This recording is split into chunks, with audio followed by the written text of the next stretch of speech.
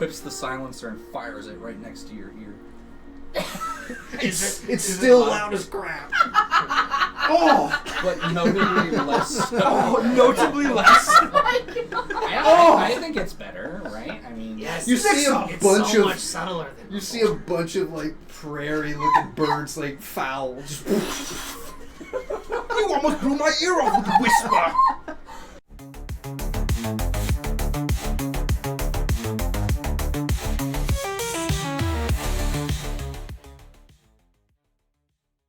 Welcome back to Wicked Initiative, everyone. I'm your humble DM, Dan Perez, and with me I have my wonderful cast of Wicked Adventurers. Say hi, everybody. Hello. We are following up into Act 2. I'm going to do a brief, I'll try and keep it brief, outline of everything that happened in Act 1, and then we'll pick up where we left off. This scraggly group of adventurers, some more so than others. Yeah. Half of them coming off of the boat from the Sea of Fallen Stars, 2 of them coming from the Veshlands, and another one from Port Visha itself, and yet another from an interesting place in Feydark. All met up in Port Visha. This interesting and quite lively port of weird people trying to get along. There's this plague going on. They're not quite sure whether or not the lizard folk did it. They're not quite sure if there's something else going on. But you guys meet in Bo Dink's shop. I think everyone met there for the first time. You guys eventually, throughout your talking, go to the brew and stew, meet a couple of townsfolk, including the magistrate Macy Shadowmouse, who offered you a task on investigating Foxfire, this interesting elfin figure who seemed to be causing some issues, also known to be from House Greywither. You guys also met a captain of the guard named Lucius Branch, who offered you an opportunity to go kill a beast called Ironhide. You guys ended up taking on this quest, in which you guys traveled the savannah and eventually stumbled upon a lost temple, lost ruins of Tamara, the dragon goddess of mercy and forgiveness. Eventually you make it to Gorthak's Maw, which you take down Ironhide and unknowingly release a shadow being or entity of this so-called Gorthak, an obsidian dragon of the past, an echo of Bosco's dragon, the original obsidian dragon, Vithak. Eventually you guys make your way back in a portal where things have changed in the port rather drastically and quickly. People are being investigated. The lizard folk are being criticized more and more. And you guys finally meet this fabled Foxfire, who seems to have set up his stage. He had a bit of fire bloom that you guys realized after the fact, and was healing people in the town center. Meanwhile, planning a criticism of you all as a party. Eventually, things calm down. You chase after him, you lose him, and you take on a separate quest dealing with the murders that had happened prior to you leaving the savannah of a well-known cherished guard by the name of Tiberius.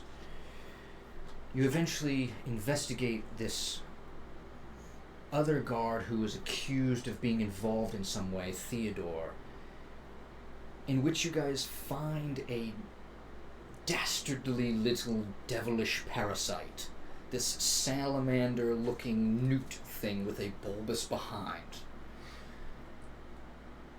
And I believe it was then that Bosco might have been the first one knocked down in a matter of seconds.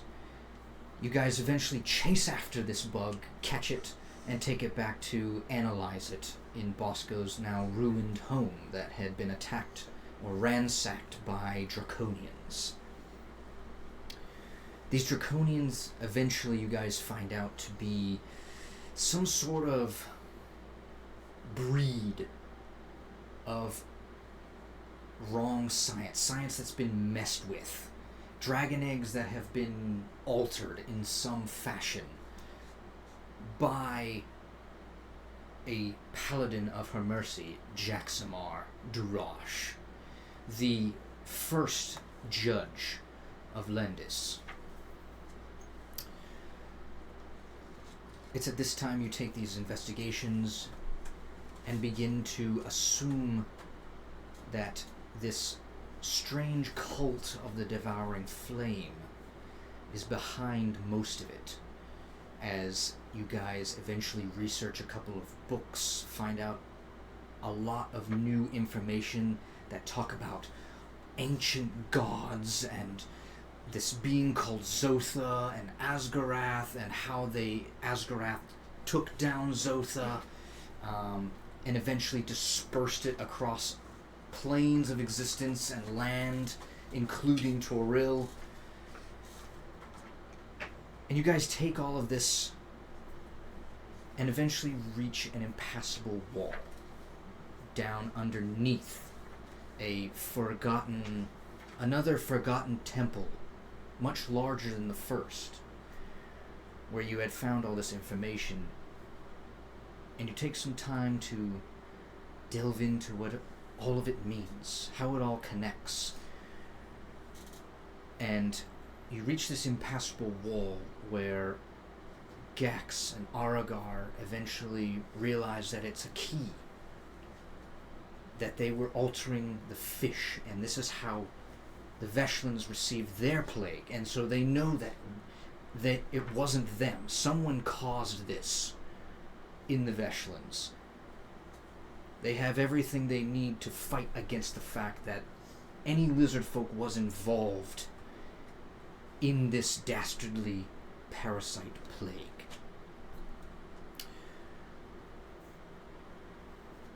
Lots of things happen in downtime. You guys start a fighting pit.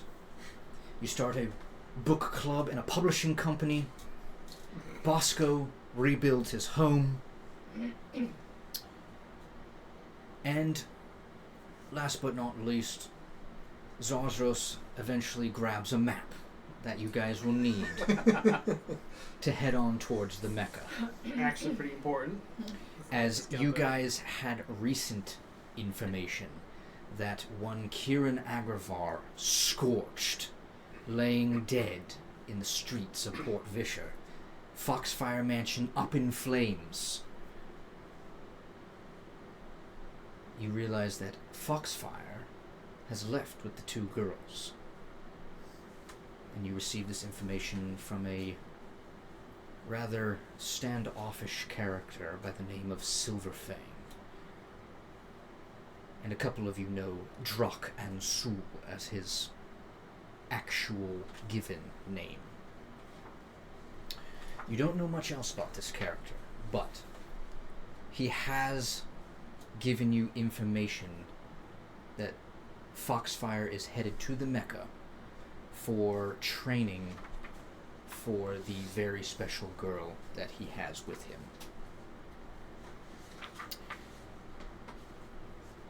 As you guys make your way back out into the lands for the first time, Playing from Zarzaros. Fire Tablet. Yes, it is playing from Fire Tablet. Amazon. Fitting for a dragon. Yes. Sponsorship. Yes, and his Fire. the Amazon Fire Zarhun paper that was created. You guys find yourself finally in the highlands of the Asgora province. And as you look behind you, you can see the port down below kind of a cliff's edge, about 300 feet down.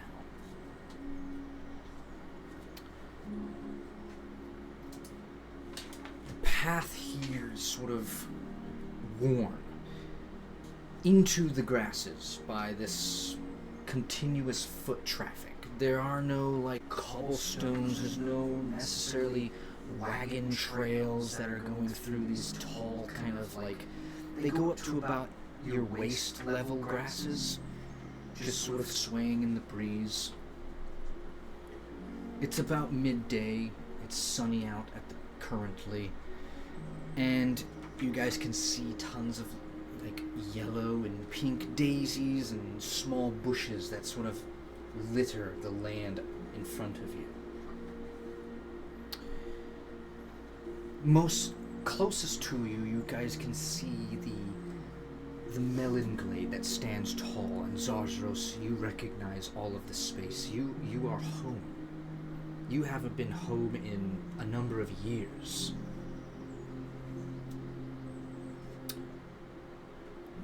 Gax and Aragar, this space is also new to you. I'm going to say that you guys haven't necessarily traveled this way. You've traveled on the other side of the continent, on the other side of the Gulf, in Ithmar and Vesh, but not necessarily past the port. And so all of this is new to you as well. And before you, maybe a day's journey away, you can see the Melonglade, which are, you have these large, and you guys have seen Zarethian trees before, that large kind of dark wood, very powerful fire-resistant wood. But these are even taller than that. Like, this has been left preserved. It hasn't been cut down to make the port. That's what it was mostly used for. There used to be a lot of trees on that kind of like savanna side, but most of it was chopped down and made and used for the port buildings and things like that.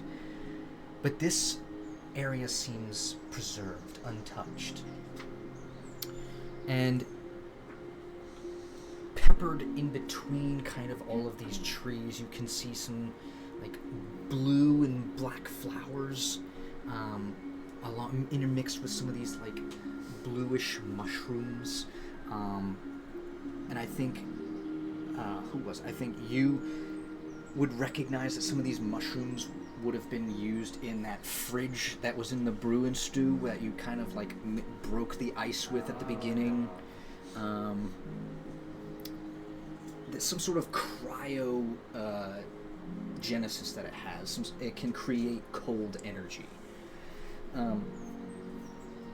And mixed in all of these large, towering green, almost looking like pine trees. You have these shorter trees, much like wider, and they have this like these dark red, almost like wine-colored leaves. And I would like a nature check from you, Gax, and Bosco, and a nature check from Zarzaros as well.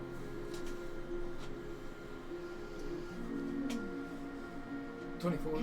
24. Dice are Starting off. Natural one. Zarzaros has gone past this way, and he's not bothered to look at these trees ever. 21. 21. Cool. The ranger and the druid.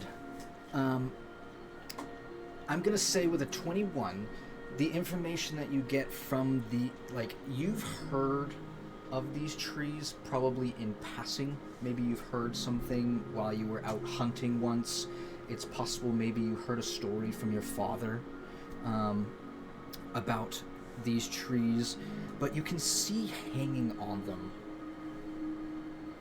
Very few of them from this, you can see kind of like a glint of some large bulbous fruit, almost glinting like it's glass. With your 24 Gax, I'm gonna say that there's been plenty of travelers from Vesh who go back and forth doing trade, and they would have told you about these trees. These are called Christamello trees, and they have a just wonderful, like, almost like half your body length, this of a melon. A Christamello, which is this kind of like, it's almost like an egg where the melon is actually on the inside and it grows in there, but the outside of it, kind of like the embryo, is straight up like crystalline glass. Oh, That's cool. that is cool. As you guys are viewing this and getting this information, you can see that a lot of like actual like dragonflies, like you can see like tiny like dragonoid faces on these dragonflies. They're slightly larger, but they're sort of buzzing around. They're very prominent in this area, just sort of landing, and you can see them attack literally other bugs, like as out of the air, as they continue to move on forward. Also in this area in the highlands, you can see just herds of rhinos. You guys, as you came up, you saw just a rhino bulldozing past you with like a bunch of dragonborn riding a jaguar trying to catch it, obviously for game. And then you also see beyond the Melonglade, you can see to the east the yellow grasses of the worm steppe. Just beautiful yellowish plains that the sun just beats on. Tons of life over there, dinosaurs, anything you could think of. And to the west, you have Lakefall, this large body of crystal clear water that pools from kind of like the edge, the base of these large, monstrous Talon mountains. And Lakefall is fed from glacial, kind of like snowy water that drips down from the mountains. And it separates, it's right in between the highlands and kind of the stony cliff sides of Dracul. And as you look a little bit further into Dracul, you can see that like most of the travel here is going to be like, there's a couple of rolling hills, but then eventually the elevation just keeps scaling upwards towards the Mecca. And you can see as that's happening in Dracul, eventually just drops off. There's just this massive cliffside that just straight down. And Dracul just looks very foreboding. It's unforgiving. That's what it feels like. The natives here, the Gax, Aragar, and Zarzu, you would know that this is like where the warriors go to kind of train.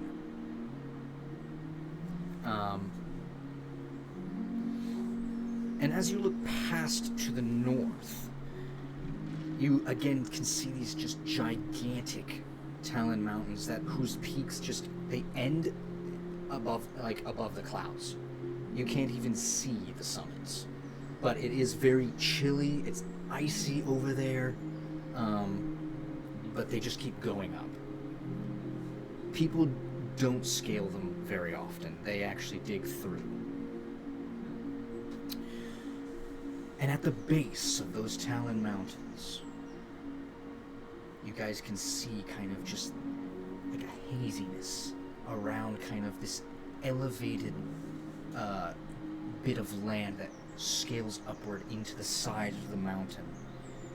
You guys see kind of the glorious city of Mecca in the distance, about a week and a half's journey away. Waterfalls that are coming off the sides.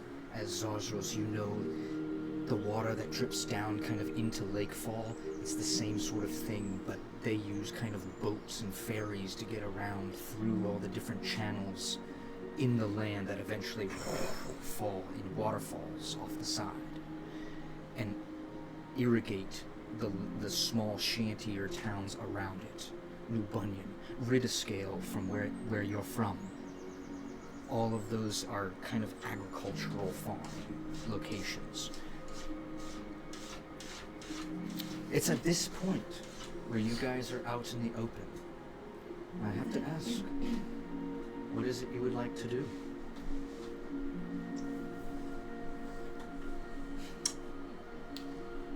Nixel wants to... Actually, did Nixel...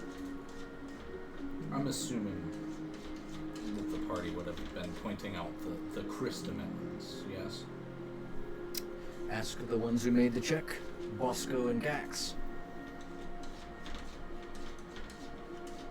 At this point, I'm...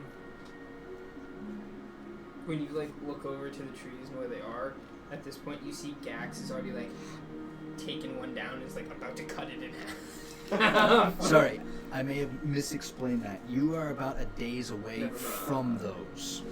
They're in the distance. Yeah, the Melonglade is still a ways off, so we're not there yet. I was going to fly up and grab one. So then where we are right now, out of all the cool plants that you just described, where are the closest ones? That's where you are. Grass. Yes, that is where I am. I can give you a cool plant. Yes. Give me either nature or survival check. Another one? I think I'm gonna try to 24 capture. is I first want one. to capture one of those dragon. Can I give myself dragonflies. guidance? Give me a sleight of hand check. God. It's in here somewhere. You I'll can stab certainly myself cast eventually guidance. and I'll feel it or whatever. 11. 11. Oh God. It rolled an 8. I think as Okay. you sort of, on your 11, you head over, you sort of break off from the group a little bit, and you eye one that's just been sitting for a while, just Oh, no, it's fine. swaying on the grass. That's fine. And you reach out, and you very gently catch it in your hand. You can How turn big is it around. roughly? Is it like the palm? The or bot. So you're a pretty large lizard folk. It definitely encompasses your entire hand, like the length of the body.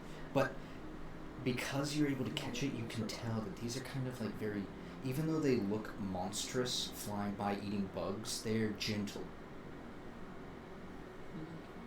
Okay, so I do hold it gently. I'm just mostly observing because I imagine I've not seen this kind of.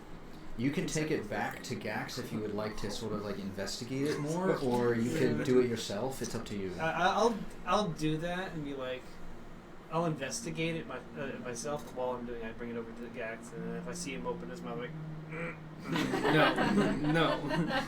I got this 19 on my nature check. A 19. Yes. Cool. Dragonflies. Roll me a D4. Huh. Oh, I got a 1. A 1. Wonderful.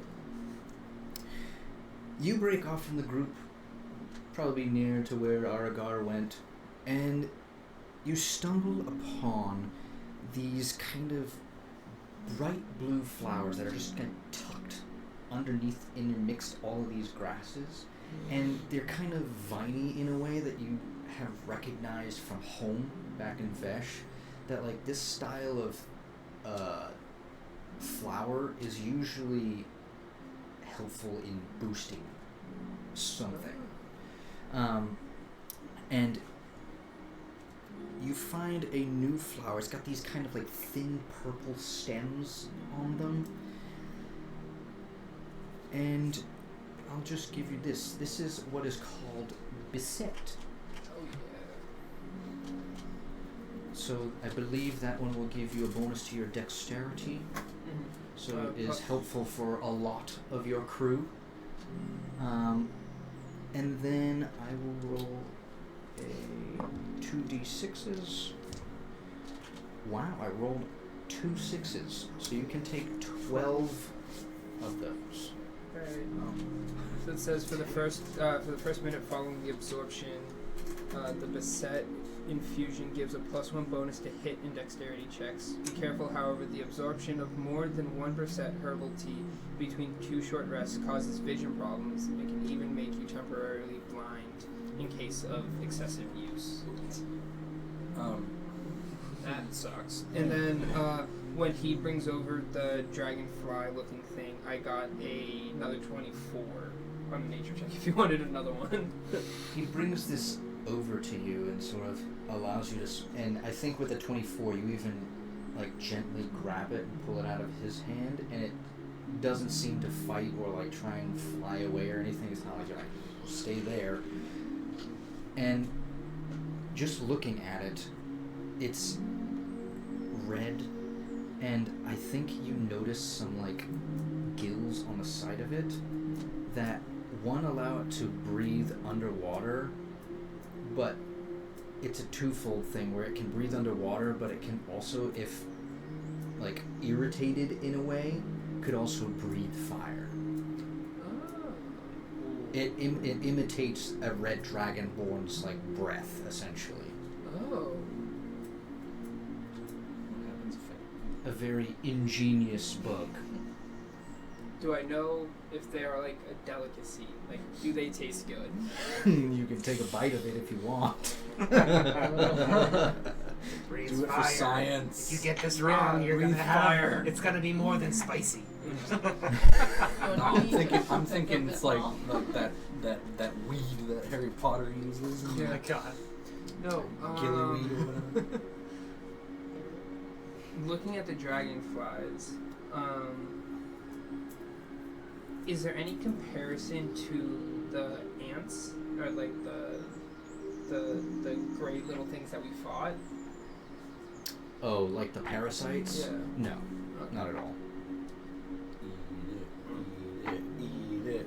And I will very gingerly hand it back to you if it goes back to you or not, and kind of explain what Danny explained. Interesting. I do let it go. I'm not that kind of an experiment. I'm more to the arcane. You're more into the nature. Flies away. As you see another large, like kind of like beetleish bug flies out of the grass and flame engulfs it and eventually grabs it. And flies off. That's when I turn to Argar. I wonder what they taste like. More than spicy, I would say. They might let you breathe fire though, or whatever colors on the back of them. Interesting. Worth the test out. Could make something out of that, yeah. What are the rest of you doing as these two sort of pull away from the group a little bit? I was about to say, Nixel spends a lot of time just sleight of handing his silencer onto his weapon, taking it off, thinking, and then eventually would call Ares over for not a private conversation, but a more like just secluded one, as he doesn't think the whole group needs to hear the whole spiel. And what he says is that I got a chance to study my pin a little bit while we were staying in the port. Oh, you did, huh? And, Well. and in my studies, I found out a few things. It seems that there could be up to 2 life forces that are a captive within this pin. And I can actually, if I spend enough time paying attention to it, I can actually hear the voices, which is concerning to me because I couldn't hear them before. And to me, that means that whatever power is holding this artifact together is waning.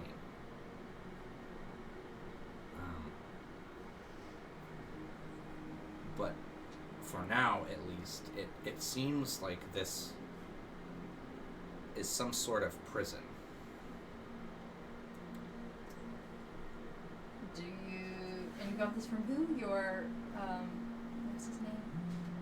Your mentor or something? Gear Spark? No. Oh, no. Who did you get this? Did you tell me you got this This from? was a gift from the Weavers.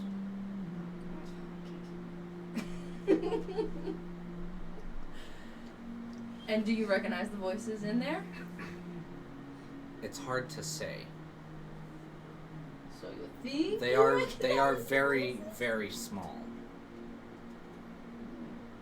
Small voices. They're not very loud when I do try to tune in to that specifically. Well, what are you going to do about it? You said you feel like it's running out of power? I'm not sure, but I need to find a way to reinforce it before we find out what's in there. Well, you're the smart one. Let me know if you need me to help. I'm just letting you know this because I know you've been interested, and I did promise that I would be more forthcoming with details. I'm not quite ready to share with the group yet, but I will when the time is right. Well, I appreciate that. And I know you were interested, so. Yeah, I mean, obviously I'm interested because I think some weird things are happening, even to me, from that, but I don't know what's going on. Can you so. elaborate a little bit more? Why did I say that? I think I just go back into where were we? We were at where we battled the You were at Theodore's. No, I think that was after. Oh yeah, with the bugs or whatever, right? Yeah. I told you when we were in the cave about my sister that I had only just met, but before actually meeting her, had a vision. And afterwards, the only thing that I could look or find to investigate was when you were talking about your pin that was spazzing out. And it showed me things with my father, that sister I hadn't met, and other things from my past. Do you think whatever's captive in the pin might be speaking to you? I didn't know there was something in the pin, but now I certainly do. Whoever's in there. I just finished saying it was a sort of prison. Well, it didn't seem like a nice... It seemed like a layered message. I don't know. This is concerning. You're telling me. So, you're worried about if whatever it is comes out. I don't know what's in there, and I don't particularly want to find out. I'm content enough to keep it, whatever is in there, locked away so that I can still use it for my magic. We'll have to figure that out then.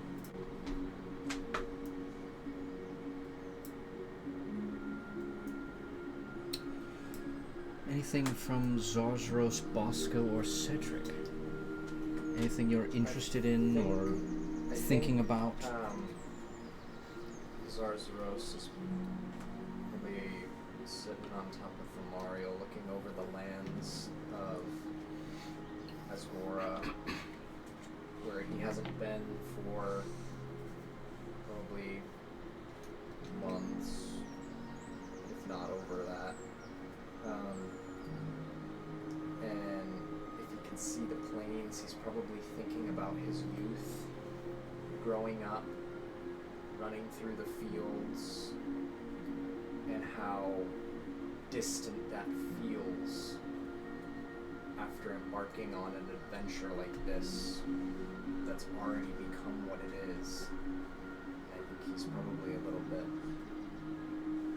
overwhelmed in that moment, looking over the grasslands, just reminiscing, wishing that it was a simpler time. Give me a wisdom saving throw.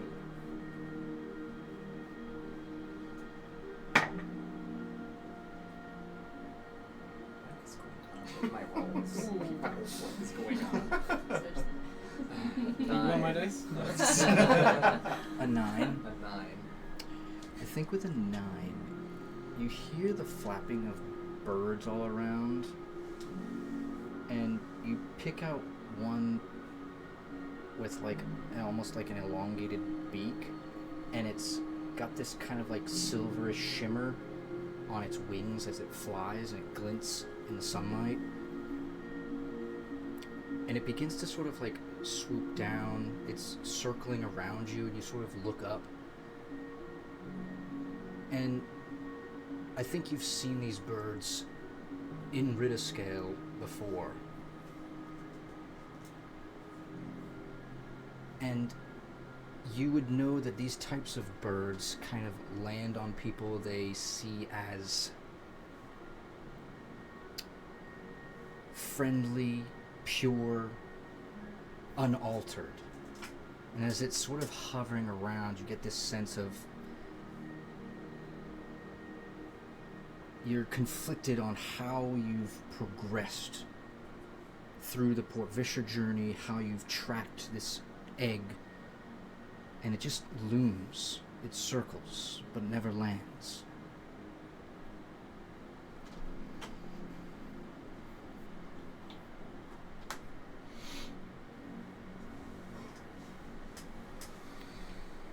Cedric, what are you thinking in this space?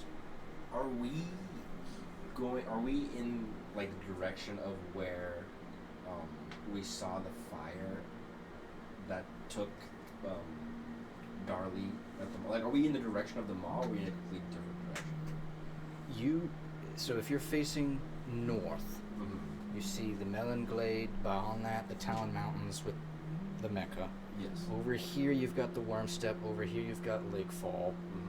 Back there is Gorthak's Maw. So we're past the mall. So the Maw is, you've got the port that's like sitting down below where the highlands are up here.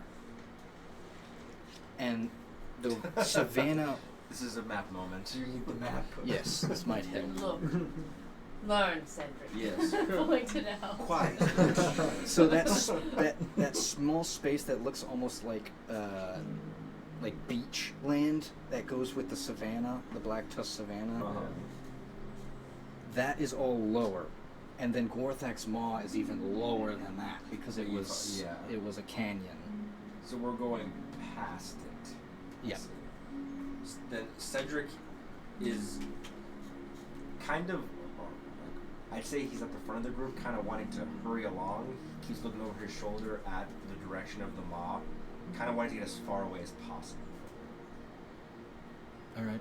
He's worried about Daddy. 100%. What is Daddy planning? 100%. I think the ones that are not currently like super engaged in doing stuff easily notice him sort of moving along quickly. Bosco, what are you feeling in this space? I feel like I want to survey the area. Has it rained recently? Give me a survival check.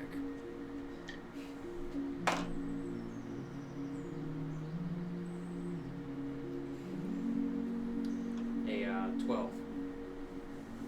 grasses around you are not necessarily like have that after rain dirt feeling to them, but the terrain offers you that rain here comes and goes pretty frequently. Can I find a puddle or no? Can you find a puddle? Yes, you can find a puddle. Okay. I find a puddle. I'm gonna take some of these grasses, pick them. I'm gonna take the bud and stick it on my kettle helmet, on my body. I'm gonna kind of make a little ghillie suit in case I have to go hunting. I'm prepared to hunt. My soul piercer longbow is ready to take down an elk. If we Soul piercer. Since when we You will named have advantage on all stealth checks for this session. covered in grass. Hopefully it dries and I have a permanent ghillie suit on. See, you like can't Bosco move. cover himself like that. What are you doing? I'm getting ready to hunt. We cooked up most of that wyvern meat to create rations for this trip. Yeah. And I like hand him a bag of his portion of it. Well, I mean, once you ever eaten wyvern? Yes. Yes. You have? Yes. I didn't know this to be a delicacy. It tastes like chicken. More of a fan of pork. If we can find any boars out here, I'll take down a boar. I believe in you. But I'm ready to hunt. What the on my night watch? I want night watch. Do any of you react to sort of Cedric sort of moving on quickly? Yeah. I'm just following suit. It's the I think pace. after we're done with the insects, I do notice that, and I trundle up. And before I get into his like eyesight on like the peripheral, I'm like, What's the rush? So you're like jump, like, and then I very- finally. No, since he looks over his shoulder, he'll look, see nothing, turn back around, hear the whoa. After he says that, I also come up and I think he's running from his daddy. On his other side. Exactly, on the other shoulders. Can't For your say information, I am fast walking, but yes, can't say I relate. my father was nearby and he did not invade the port, which means he doesn't know that I'm here. The more distance between him and I, the better for everyone. How do you know he won't just be in the city? He is too cocky for that. He doesn't stay in one place if he does not have big intentions. When he has an appearance, he makes it worth his while. So he's gonna stay in the maw. What's he camping? I don't know what his motive is, but if he went to the mall personally, and that's what Foxfire made it sound like, he has big business there. Do you think it's related to the boar? It very well could be. It was very magical in nature, what we saw. And the swords are very magical beings.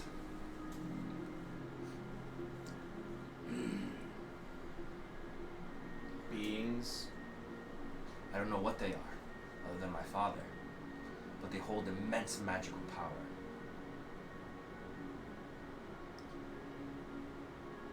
Was your father a sorcerer of some sort? Not at all. These are those. Sorry, these are those swords of Archendale you're referring to? Exactly.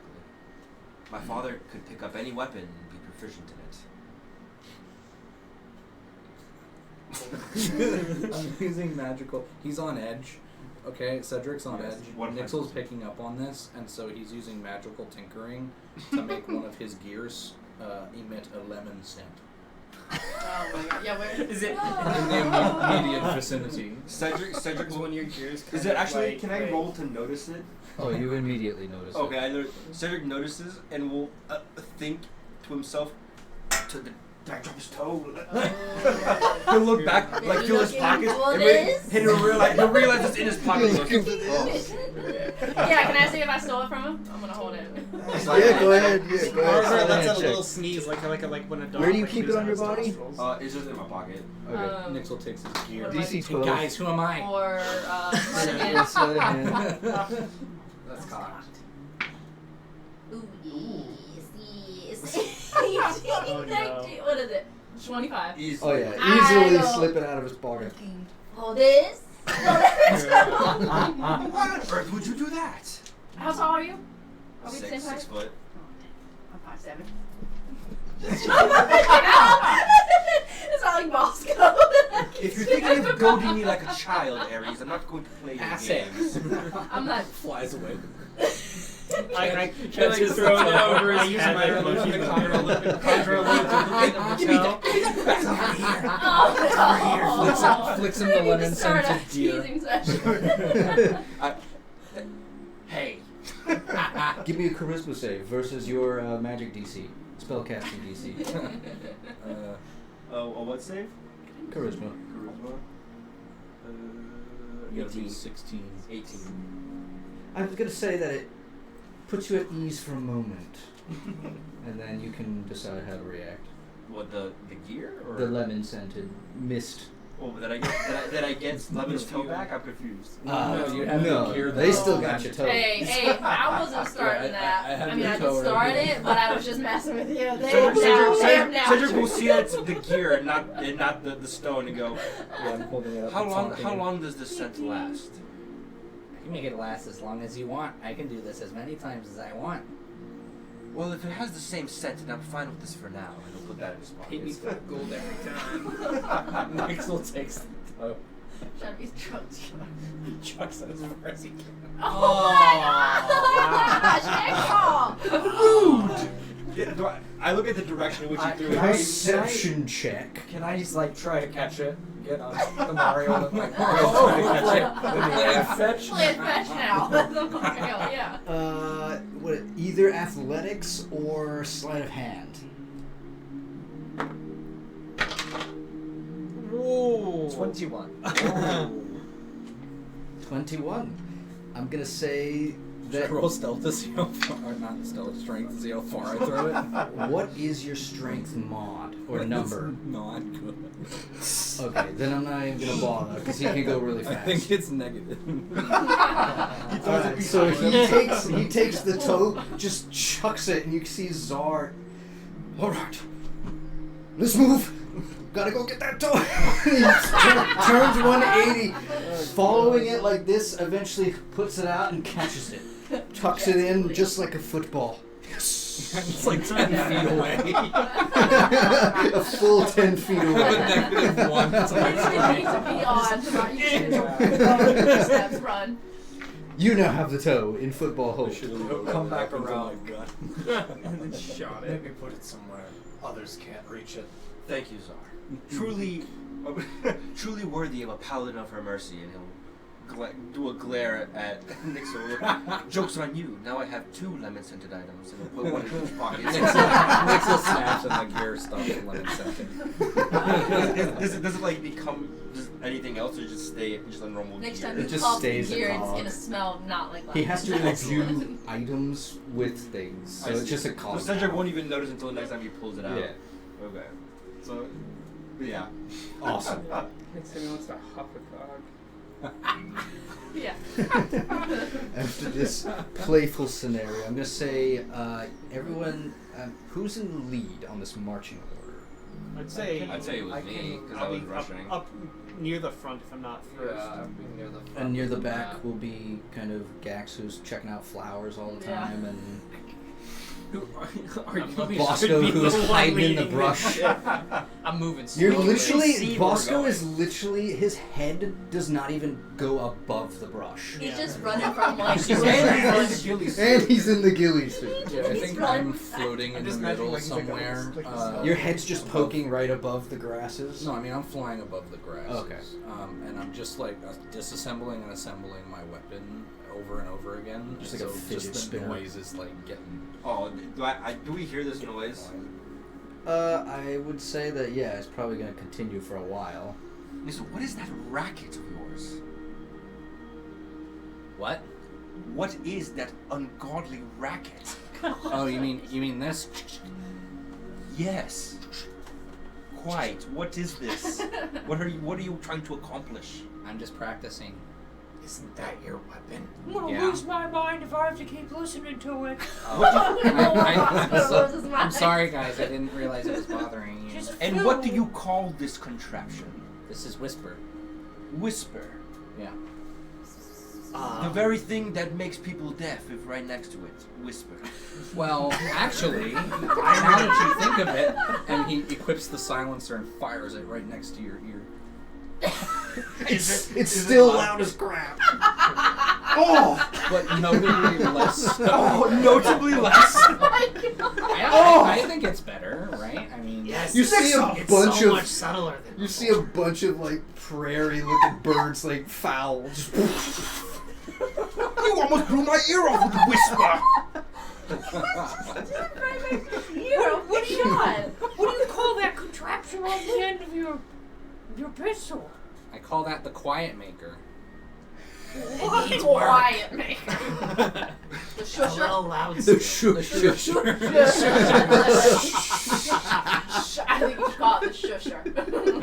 We're going with the Shusher. I think you should stick to creating the items instead of naming them. I think maybe you need a crossbow if you want to be quiet.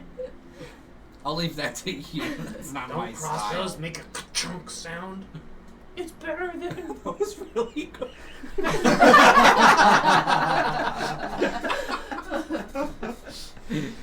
Cool. Your ears just bleeding. It's alright. I have tinnitus.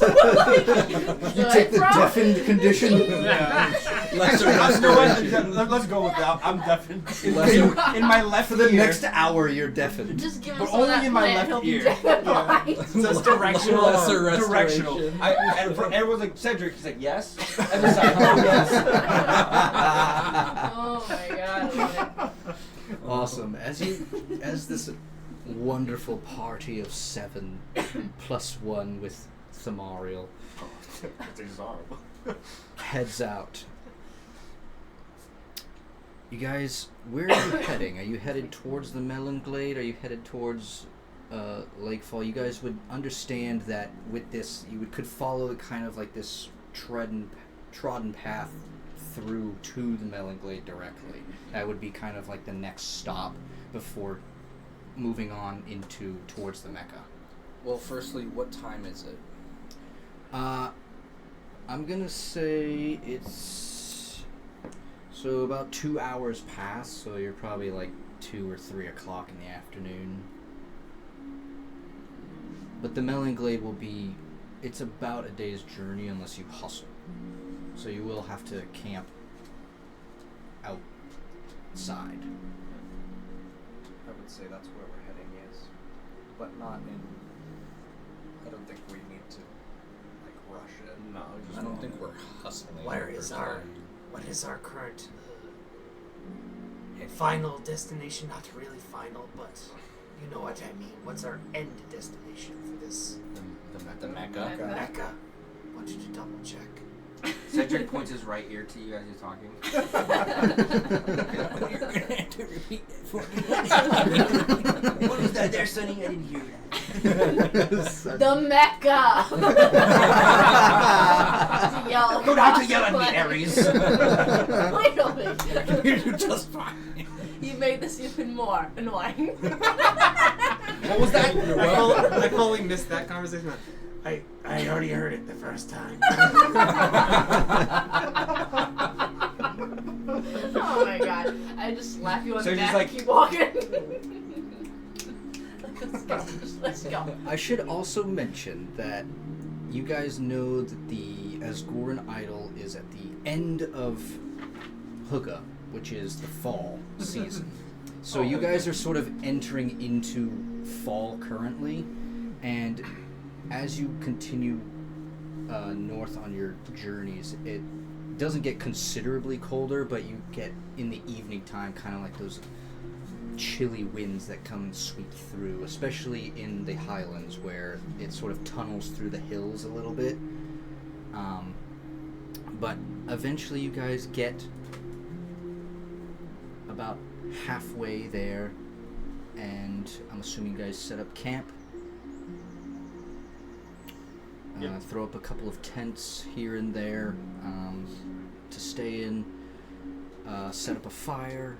Find a couple of spots where you can brush down kind of the grass and make it a livable space to eat dinner and all of that good stuff. I'm gonna ask for 3 watches. Before we start those watches, after we set the camp up and eat, I excuse myself a little before. I basically wolf down my food and then excuse myself, just to kind of be on the outer ring.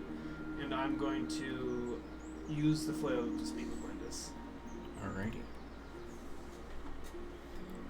You once again feel the silver burning essence that courses over your body with that chilling feeling that runs down from the top of your head to the base of your spine. I've started to work on breathing through it, almost like you would a cold shower, like that burst of cold that you get when you turn on the faucet. Like I'm breathing through it instead of just the shock of it. Take a deep breath. Yeah. You called, novitiate? I did.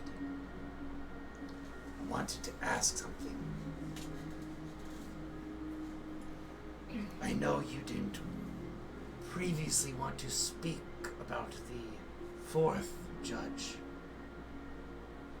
but I have a question that's gnawing at me.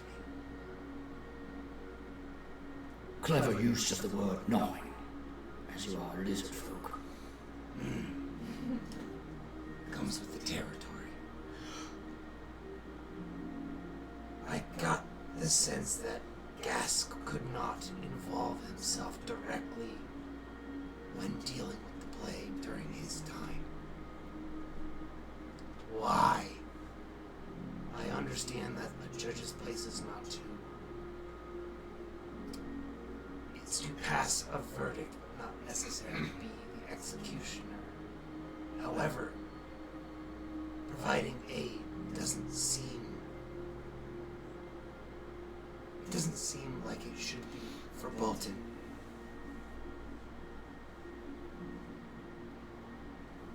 Gask paid a price. He sacrificed himself for others.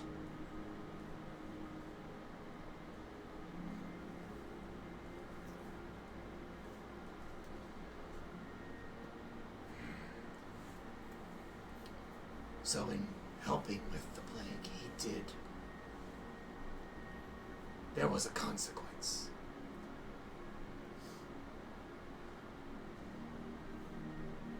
Gorthak called you something when you met him in the maw. I wield it like a weapon. That's Wrong. I kind of... An abomination. Yes, I remember that now. He thinks we are abominations, the lizard folk, or just me. Because that I've heard The community of lizard folk.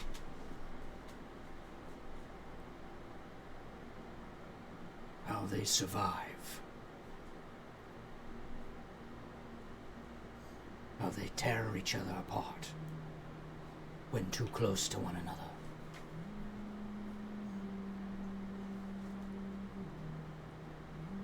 He thinks we're barbaric. Uncultured.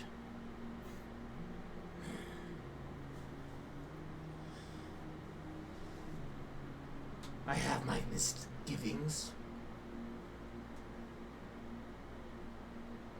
But then again, I've noticed that most non-lizard folk look at us with an air of confusion or suspicion, with some exceptions. Traditionally, you are seen as barbarians. And for good reason. You have teeth that can rip flesh from bone. Claws that can do the same. Even you, Araga, you stand hunched. A menace to most eyes. I was a menace to my own people, too. And that is not your fault. But it was Gosk's job to make sure that changed.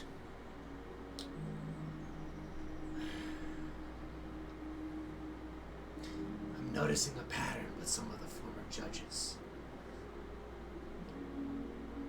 The more they involve themselves with goals beyond the mission of a judge, the more they fall prey and suffer the consequence. It's difficult being a god. Or a patron of one, it seems. Even more so. One final thing. We're heading towards the Mecca.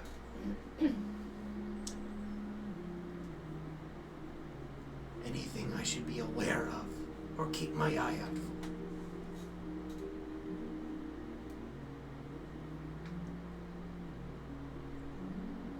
You should stay focused on yourself and those around you that you trust. They will be the only ones that will have your back. In turn, that means they also have mine.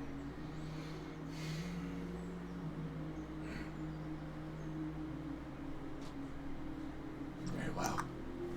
Yeah. Me too. You hang up on You me. guys are in this constant battle. I win. Like dials back real quick. Yeah. Like, Yeah. psych. Ha! You only have one charge for a reason. No spam calling. Okay, I head back to the group. Cedric would want to take first watch. Alrighty. Let's sleep Cedric. uninterrupted. Cedric is also Nixel, not Cedric. Nixel is also taking first watch. Ooh, would Cedric like- then changes his choice. Oh, Cedric dang. now wants to take last watch. Once Nixel says that. Where is it? I think Nixel's taking last watch. I would like to go. Y'all are getting petty. Y'all can sort out your own Then stuff. I I sep- take first watch. Whoever. And What? I'm gonna sit by the campfire. I want check. And I will take first watch. Oh. I guess I'm taking first watch. I guess I'm not taking first. Would you like to take the last watch with me? No, I'm gonna go second with Bosco. Alright. And then I just walk away. Cedric is feeling ostracized. Understood. So wait, you three? Bring it back, ship crew, I guess. we gotta. Rounding it out. I was gonna say not necessarily. One of you guys could just be like, I'm not taking watch. So. Screw you. Well, And then on top of that, you don't need that much I mean, sleep. yeah. yeah. I think I do plan to catch up. So I'm like, Alright. Last watch. So yeah, you guys finish up your wyvern meat dinner. This stuff is like thick and it's gamey. It's disgusting. yeah, There's some lizard forget It's crap. that. definitely no Nixel's Angus flavor. steak. It's more like just Yeah, like I was it's gonna say like we're just bison. absolutely going to death. It's like bison. It's that. Oh, that's Wait, actually so pretty we're cool. this looks like you guys are wolfing this down during Yeah. dinner time Yeah. in front of the whole group. Yes. Forget that. Nixel's Ced- eating his wafer. Actually, you know, he's wolfing it down. I'm just like. The wafer. Cedric's like, I have some form of like like. to, during dinner then before we sleep, to both of you, like, have some control, man. I look up and you just see the soup dripping off of my snout. Cedric just looks at it and goes, fascinating. You guys also, I think, would have brought all of the Uskfine old wine with you that you had left. That'll wash it Cedric, down. Cedric sees you just look up at this and just face drooling with this meat. You go, fascinating. You've evolved opposable thumbs without basic etiquette. What? when he goes, Just wonder why that toe Ga- got taken Gax from looks you. at you. Well, not Gax. If you're gonna be a dick, don't talk. And I'm just gonna go back to eating. If you're going to eat slop then don't eat. Oh. Jeez. And now this explains why he was like, last watch? No. Cool. We'll start the first watch. Everyone else sort of like goes off into their bed arrangements. Nixel and Aragar, give me a perception check. Oh, there you go. That's cocked. 12. 12. Oh, Oh no. It is dark out here, but there is some moonlight. So, I mean, you can see pretty far in the distance. You still hear the buzzing of like cicadas, and some of those dragonflies are probably prowling around. I think in the distance, Aragar, you probably see like a random like a flame, or like sometimes even like a cold burst of energy. Kind of chuckle when I see the flames. I'm like, I just got this. It's pretty cool. And it just lights up the space a little bit and gives you a warm feeling. Probably This place is not necessarily scary to you. It's more just you're in a new place. You've left Vesh again, Yeah. which doesn't bother you because they didn't really care for you in the first place. Honestly, it feels like a new beginning I'm almost for Argo. kind of appreciating the change of the ambience of the entire area. It's quiet for the most part, other than the bugs flying around. I think also with a 12, you could probably hear some like frogs in the distance. There must be some puddles or something that Bosco had found earlier, just chilling. The natural wildlife of the place. You don't hear any big thunderous hooves or anything crazy flying or looming above you. So yeah, anything you have to talk with Nixel about? To break the silence with an awkward. So that puddle that revealed your fear.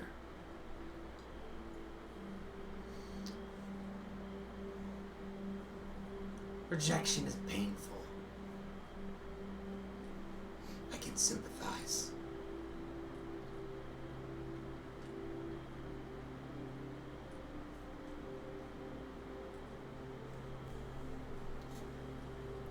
rejection doesn't define who I am today. And that's what I've got to learn. But it's tough. It is. That isolation. You're around people, but you don't feel included.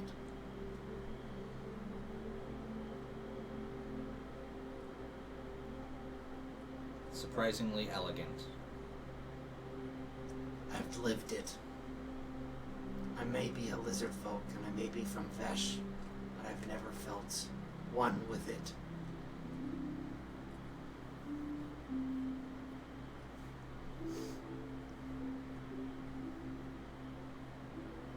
Regardless, I also understand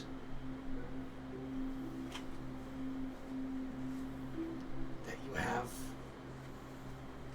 a past with less than pleasant bedfellows. Those people don't have to define you either.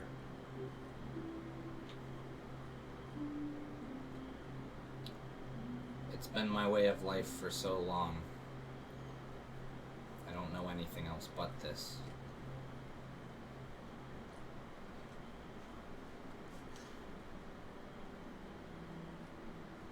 That's why And I show the mace. this is my new path forward. I'm guessing yours is. So my gesture to the gear that you've been probably fiddling around with. I'm still trying to figure out its application. So I point to the flail. Same.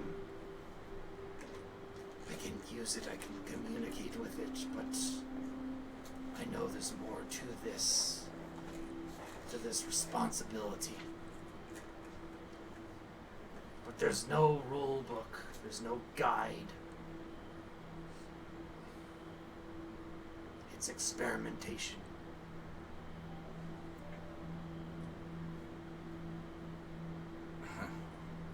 Well, this is certainly quite the experiment then. This is the first time I think I've traveled with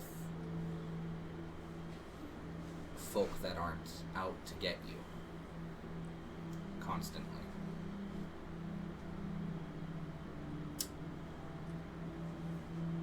Before this group, it was easier being dead than alive.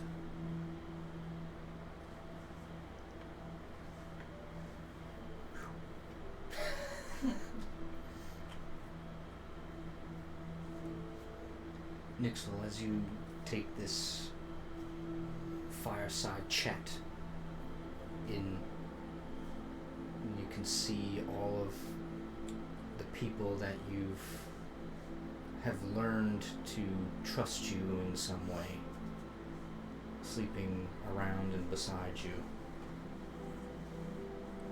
How's it make you feel? Uncomfortable. I think Nixel's battling against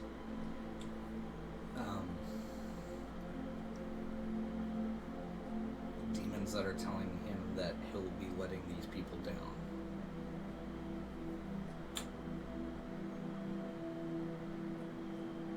And I'm assuming you don't wear that on your face. Trying to hide it as well as he can. May I do an insight check to see? You can. I'll make it a DC 20.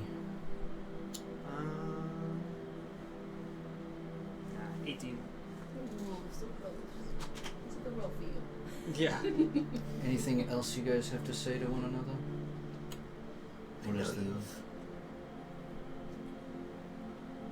I know you have a complicated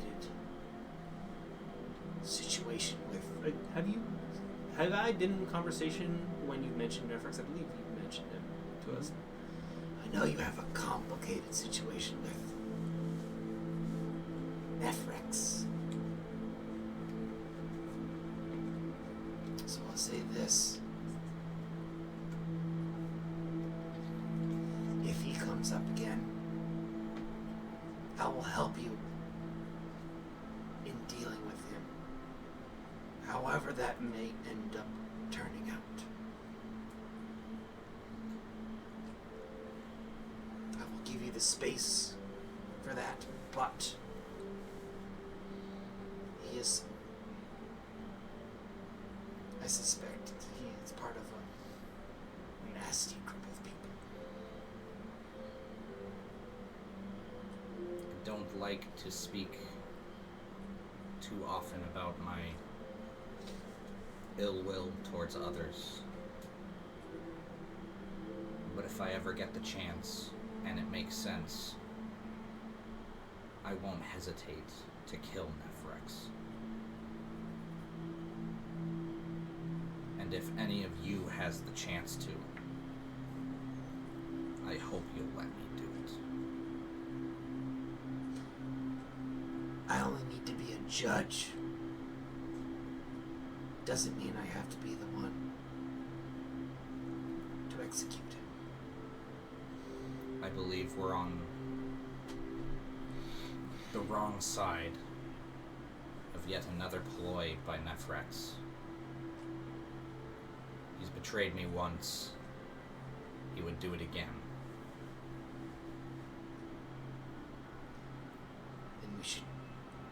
Then I should keep my eyes peeled for his handiwork.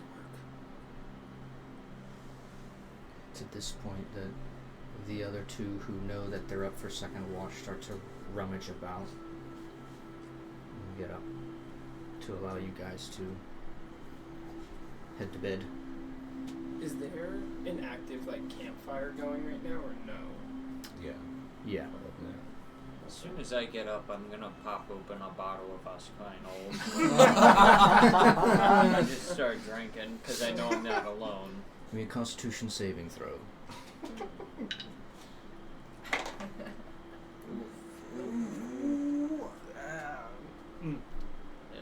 5.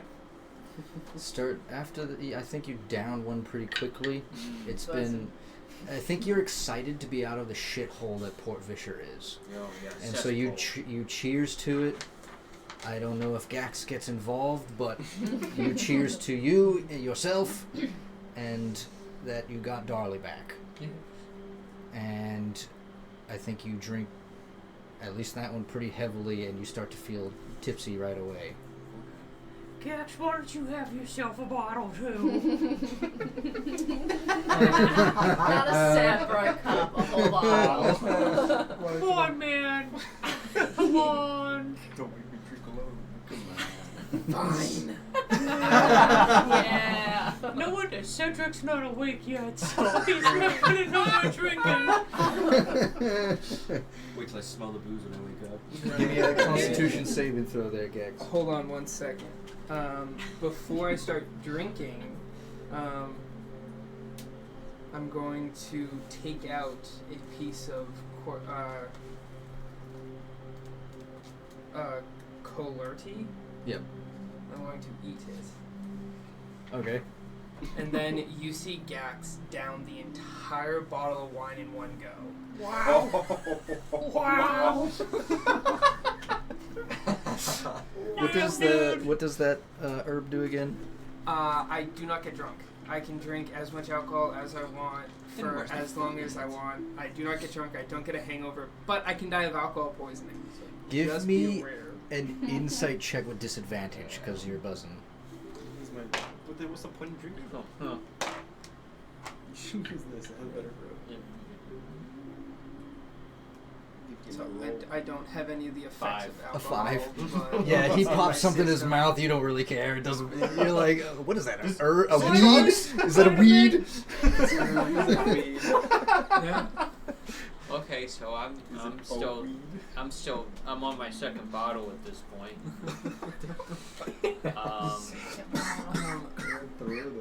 You see Gax do two things.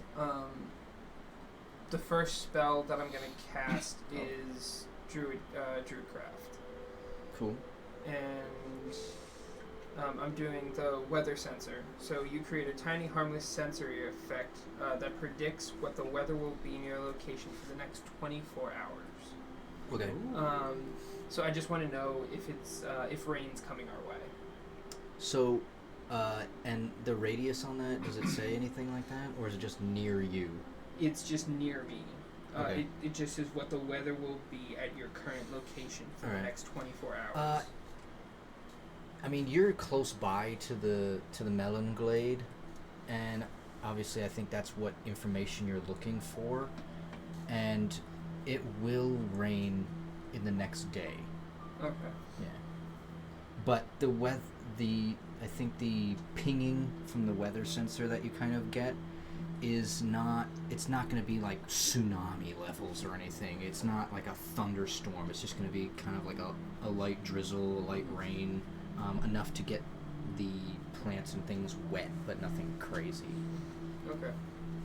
And for you, Bosco, as I cast this spell, it's almost like I'm holding like a ball in my hands as I let it drift up in the air, and then you see it kind of change colors to match the day that's about to come. Pretty fair weather ahead, huh? Yeah.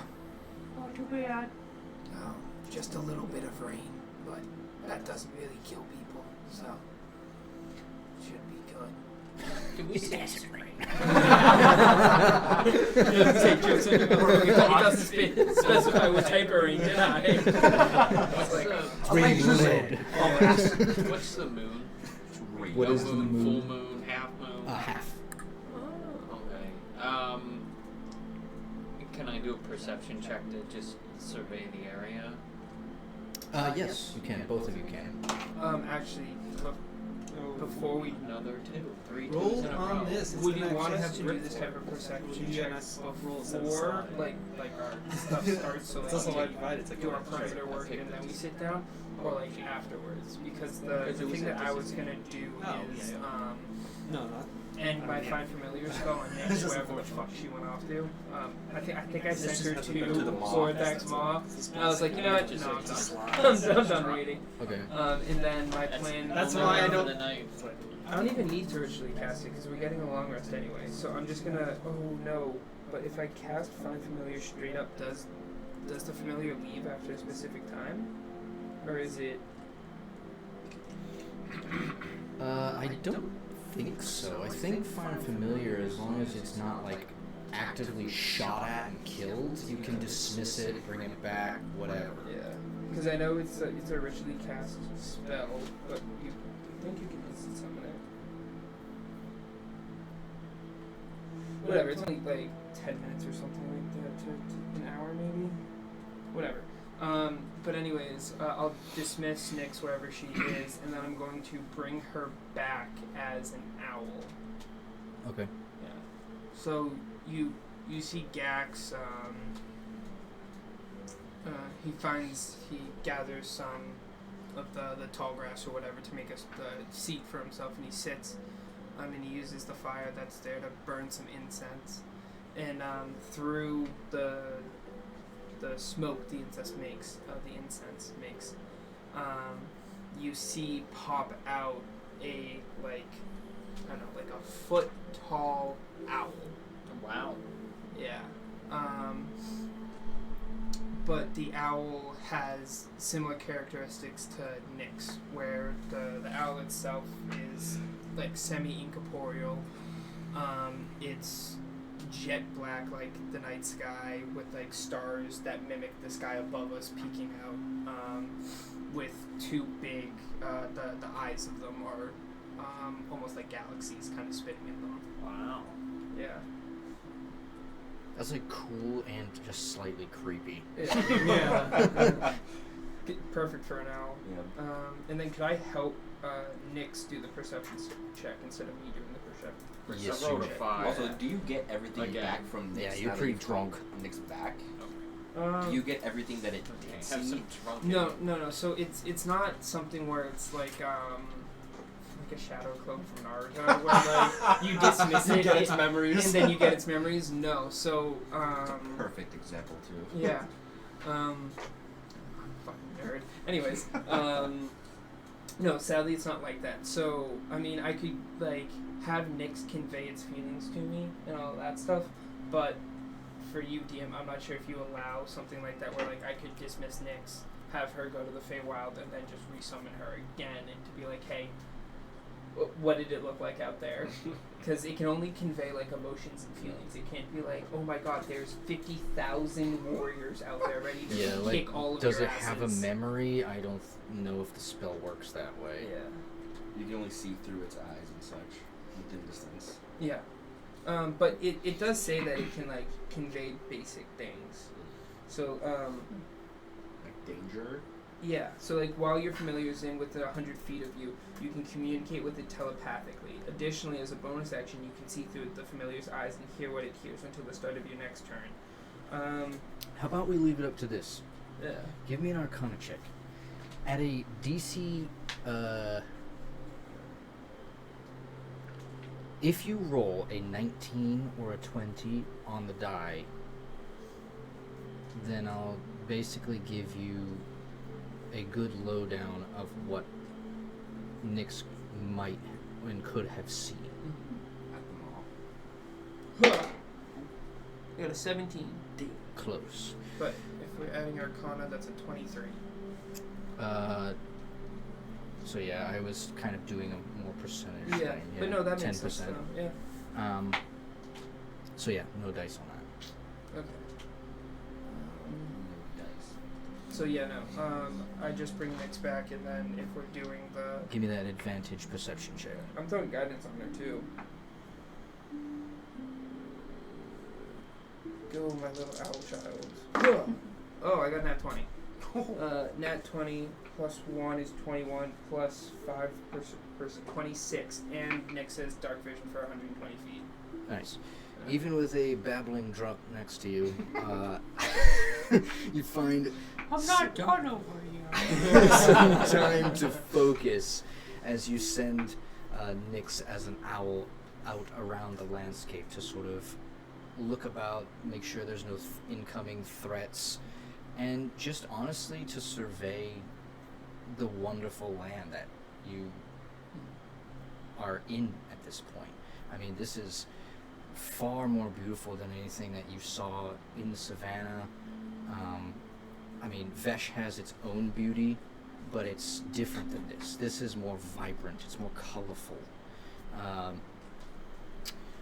And I think with a natural 20 for this perception check, I think the feeling that it gives you, it's not necessarily that you miss home. It's almost like this is some place that you could take the kids, you know? Yeah. Like this is where you would go to vacation, right? I'm gonna say with the natural 20 on the perception check, the way it makes you feel, the next day I'm gonna give you advantage on all your nature checks. Oh yeah. I think also in this moment with a natural 20, you're looking up at the stars, and obviously there's a new star up there, the one that your father formed, as he lives everlasting now in the galaxies above you.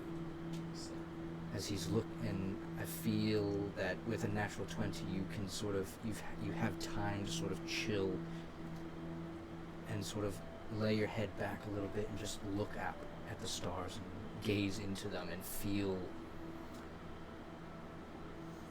some sort of connection with him. Looking up at the sky and looking over at Bosco and knowing he's fairly plastered at this point, or hopefully you are. I am.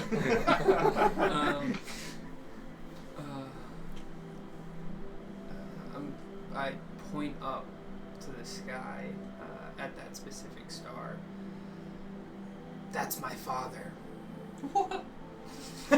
Yeah. Whoa, dude. Yeah. We've got dragon daddies. We've got now store daddies. Well, he died and ascended. Both. Yeah. What am I supposed to say? Your dad's a star.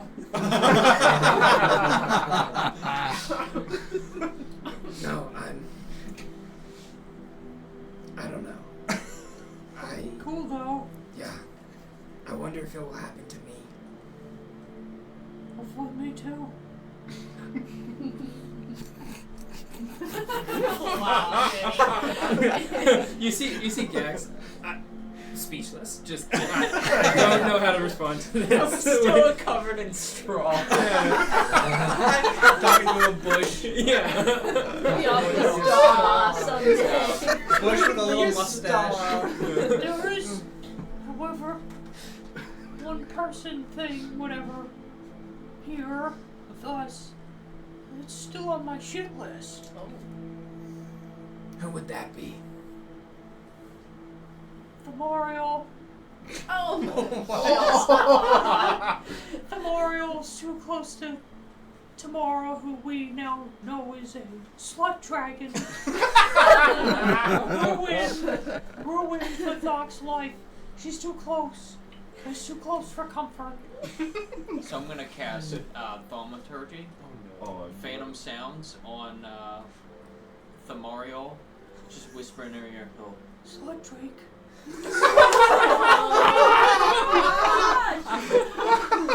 You're not using So NPCs. so I We're at that point. yeah. So I know yeah. Oh, Because he obviously is I wasn't drunk. there for that specific session, but Gax himself was there, like witnessing that moment. I think that would honestly instantly wake Zarzros up. So you wake up and he's like whispering some spell to your steed, and you obviously notice this as well as he sort of clambers up out of his bed. I can't speak on this point because I have two lovers as well. But Wow. I can barely deal with one.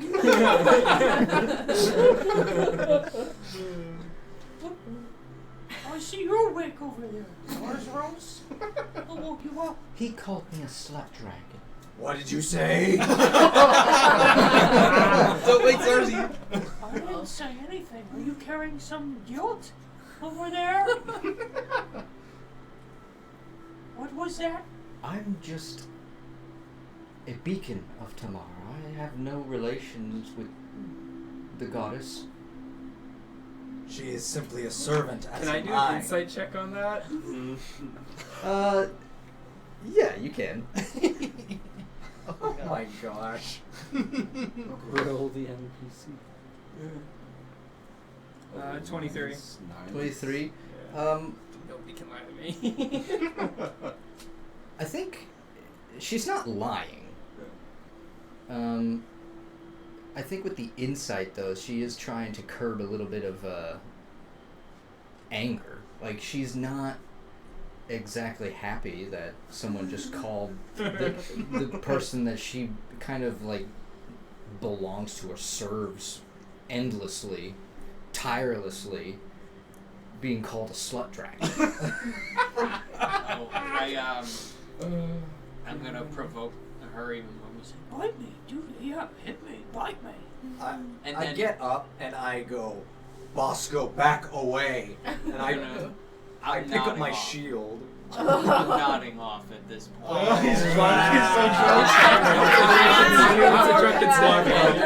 I'm nodding off, and like, I'm like, Slut Drake. Wow. I turn and I look at Gax. I am howling fucking laughing. Just the laugh What? to wake everyone up. What did you do? I didn't do anything. What did he do? Drank. this is not in character. On watch too.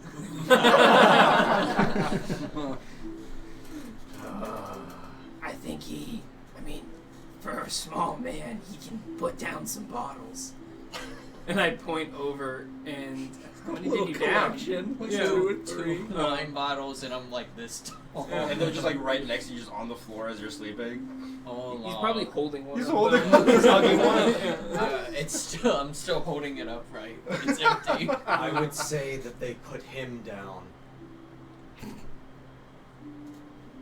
He makes me laugh. I kind of like him. Tamara walks over to you, Sarso. She goes, "It's just another lesson in temperance." I mean, picking children is kind of fucked up. I'm not gonna lie here. Look, I didn't do it. Oh no! It's like the greatest defense in the world. It wasn't me. Where's our judge now? Yeah. I was like, he's curled up sleeping. Yeah, be the judge. I get that. I get that. But we also need to understand that Bosco within him has the one creature that was hurt the most in that moment. So just give him time It's not his anger that he's feeling. It's the dragon's anger that he's feeling. She looks to you. Like she said, we are tempered, and he may hurl insults now. We still love him. There's still time.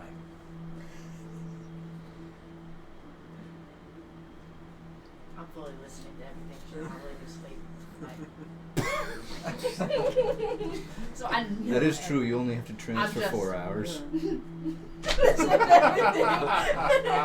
Who knows? Oh, where was I? Shit. Oh, okay. Time. Yeah.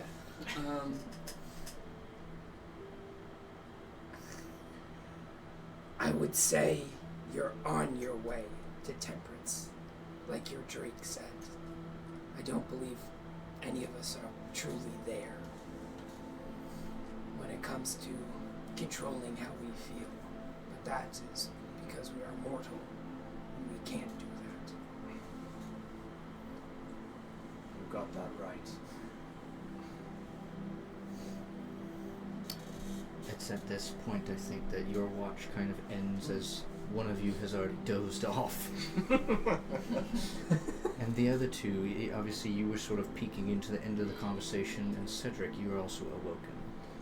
I wake up, I notice that those two are already awake, and then he kind of has a furrowed brow, and I'm like, oh my, what have I missed? You see the 2 bottles that Bosco's currently holding. he just and did- the right. one bottle. The star doesn't that's even like answer, he just on- looks at Bosco, and I see Bosco just still hugging. I walk over to Bosco, and he's just fast asleep and snoring. Lesser restoration, so you're not drunk in the morning and or hungover. Oh, no consequence. Amazing. Thank you. I was Consequences. gonna say, And I- Joe's funny. I eat a plant. He has to cast a spell. You don't wake up at this. You just, yeah.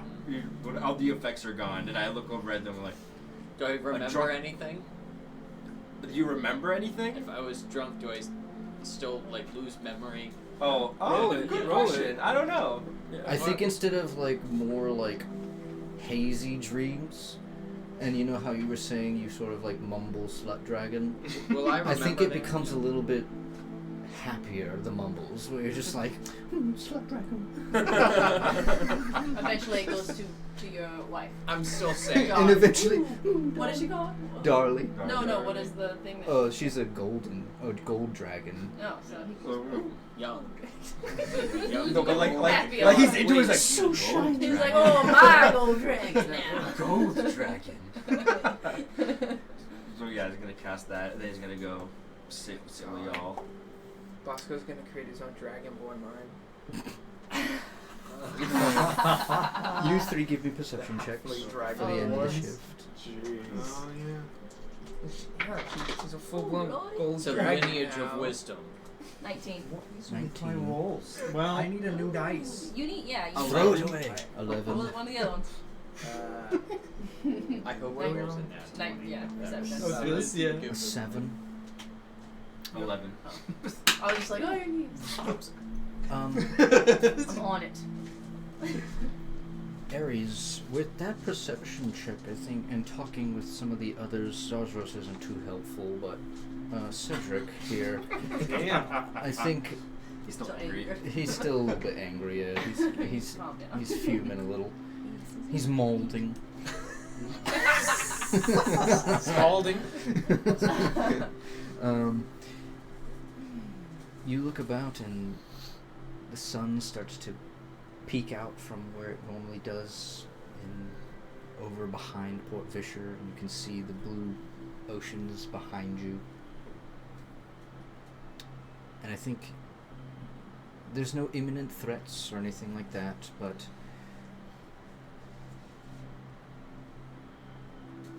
you think about where or how coming through the seas with these 2 fellows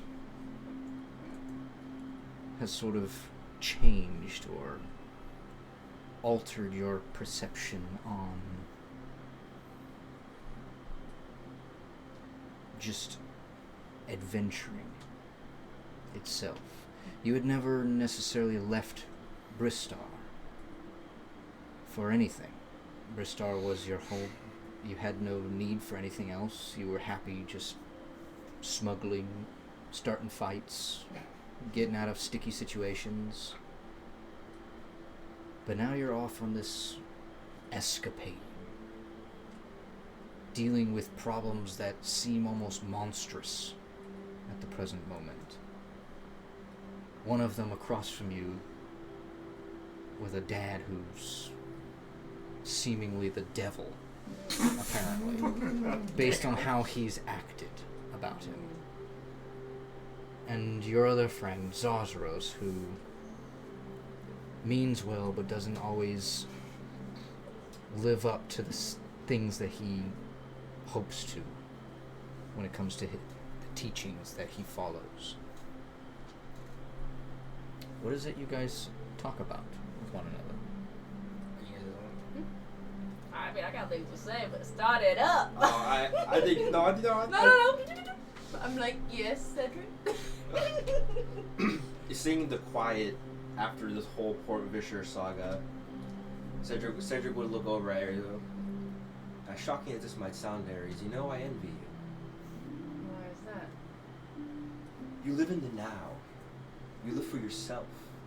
You don't let people's thoughts or your image stop you doing the things you want to do. I, on the other hand, since I was a child, my mannerisms, my routines, my very thoughts were instilled in me by my father. Sometimes I questioned if my thoughts were even my own, or if they're just echoes of things he's whispered in my ear. That sounds harsh. I think certainly I do care a little bit what people think, right? I just put on a good facade, but yeah, I think I do try to be more in the now and not do two shits if I can. You know how to have fun. Something I didn't have too much of growing up. Actually, why don't we have some fun?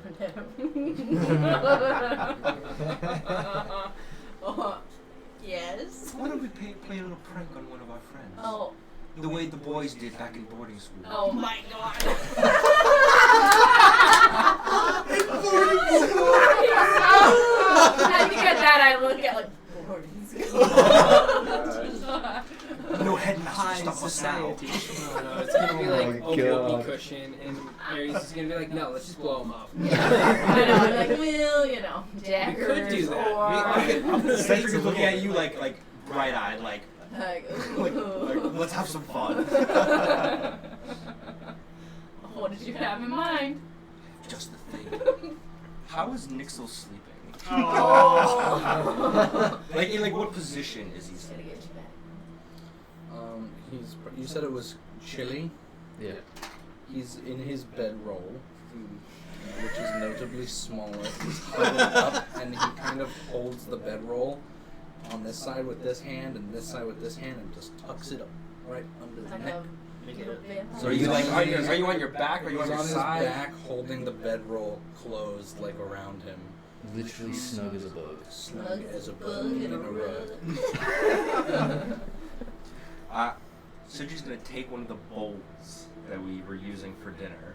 He's gonna put it right next to his hand. I knew it. Oh, that's what I was thinking of too. I was looking like, Can you slide of his hand into the bowl, please? The bowl's empty. oh, you don't want to try to live on the adventure side in the now? We each have our strengths. This is yours. You only get more stealthy. He's the mastermind of this. Everybody's give you- freaking And dirty. I guidance that. You can do it with advantage as well, because he's helping. What am I doing? Sleight of hand. with guidance. So add a d4. I know, but you said advantage Yep. too. So roll 2 I d20s. got it. Oh,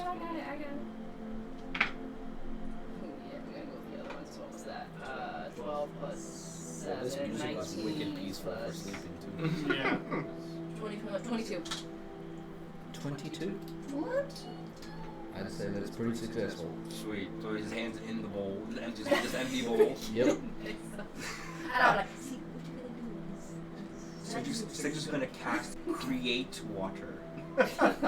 And create water in this bowl, so his hands in the water, and he's gonna piss himself. and not only that, so create water for Cedric. It can be up to 10 gallons, but I don't have to make that much. The hand kind of just, the water kind of just flows from his palms into it. You could almost mistake it for his palms are so sweaty that they're dripping. No, wow. But Gross. yes, but it's water. It's clean water. I mean, it's a boarding school prank. It's drip. Yes, fully. He thinks this is brilliant. It drips water into it, and then the little droplets or the little rest of it that he didn't want to make the bowl overflow. He'll do it near your pants area, so that even if you don't actually piss yourself, you think you did when you wake up. Oh my god.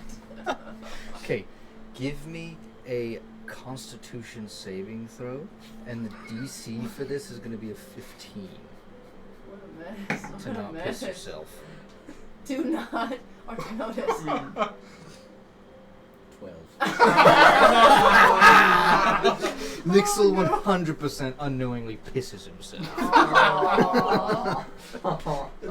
Cedric kind of tiptoe back to you. Who says a Guy's cleric can't be insecure and naughty? you're making him You're piss so himself. no, you're literally so proud of yourself and so excited, and me and I'm just sitting here. I'm giddy. all I'm like- giddy. We're like, I think All after right. a few moments, Nixel would probably wake up at this. nah, you're just snug as a bug in a No, rug. I You're just a know. little warmer Literally now. pissed myself. And Nixel wakes up. I think you would wake up. Yeah, and he's If like, he wakes up, I'm gonna cast. Sleep. I was like, oh, we just cast a fog cloud over him so he can't see anybody. Oh my god. Falls into the fire. So Nixel, you wake up pissing yourself, and yeah, your bedroll is all peated, Well, and your hand was stuck in a bowl of water. and Cedric's laughing, but we're And over Cedric here on is the laughing. log, just like. I'm giggling to myself, yes. son of Lendis. Gets out of the bedroll, goes and finds a puddle to wash it in, I guess. You have the bowl. The bowl, yeah. That he's your not hand was touching in. that bowl. Yeah. And I guess he's flying off somewhere to find some shrubberies and wash his pants and Change out of his change out of knickers. his knickers. Nichols. As he flies away, the boys in Hall H would be proud. And stuff like Oh that. my As God. he's saying that, he's mumbling, and obviously Nixel's had this done to him before. Oh, you're Because so of- Because of his background, okay? Oh, this being- is terrible. being who he Y'all is, bullied me this morning, and and- I'm the bad and guy. who his Yeah, you're family the was. bad He's guy. had this happen, so Your he's like dad mumbling. did this to you as a kid? No. He also went to boarding Loser! school. That's horrible. Wait, what? He also went to boarding school, okay? So Boarding he's... school freaks. Yeah, and he was the odd one out there too, because he was obsessed with cogs and machine work. It's the same boarding everything, school. Yeah, I always So obviously he's just mumbling like, I can't believe this happened again. Aww. See, but no, but So we he's saw just watching Nixel's this freaking stuff. vision with his parents. That's not his why. dad. I know. And, How about you give me an insight check while you're laughing? With Okay. While disadvantage. he's laughing. With disadvantage. Yeah. No guidance And, then. He's I had scared. water thrown on me to wake up. I don't know if I have to roll Never- Yeah, and I Put think my he hand in also water. knows that this was... I got a nat 20 and a 2. Yay. Alrighty. Yeah, you do not clock his grief. And I think Nixel knows full well that this was Cedric because he knows who's on watch right now. What can create water? Well, I think, yeah, you would understand 100% that it might be him because he's laughing. And the other two are not necessarily They're kind of like... laughing with him. We're just like. They want to, but they're kind of No, like... I don't want to laugh. I'm like, oh lord. That's not a Sorceress was Play. not. As you go Didn't off and stop do all me that yet. stuff, I'm washing the knickers. you're laughing, do you guys have anything else to talk about before we close up this? And you're like, We do. I don't know where to start. You probably have things, and I have things. There's so many things, Aries. It's been a long road already. Now it's been this busy that we've not had a chance to compare notes and catch up. I want to trust in what Thamario has told me, but pieces still don't add up in my mind about Anciendo, his death, this egg that I'm chasing, and I'm so lost. And that scroll, right? Or whatever that I handed you, that kind of added some more pieces. I'm sure doesn't help. What was the scroll? Wasn't the What scroll was the talking scroll? about the, was Jackson on? Talking about how it wasn't sure if, like, he was put to that task of doing that from your... Yes. I mean, even in my studies, while we were in the port, I wasn't able to quite get to why he would do anything like that. What was his motive there? My main concern being if Thunciando was working with Foxfire in some fashion, why did he have to die?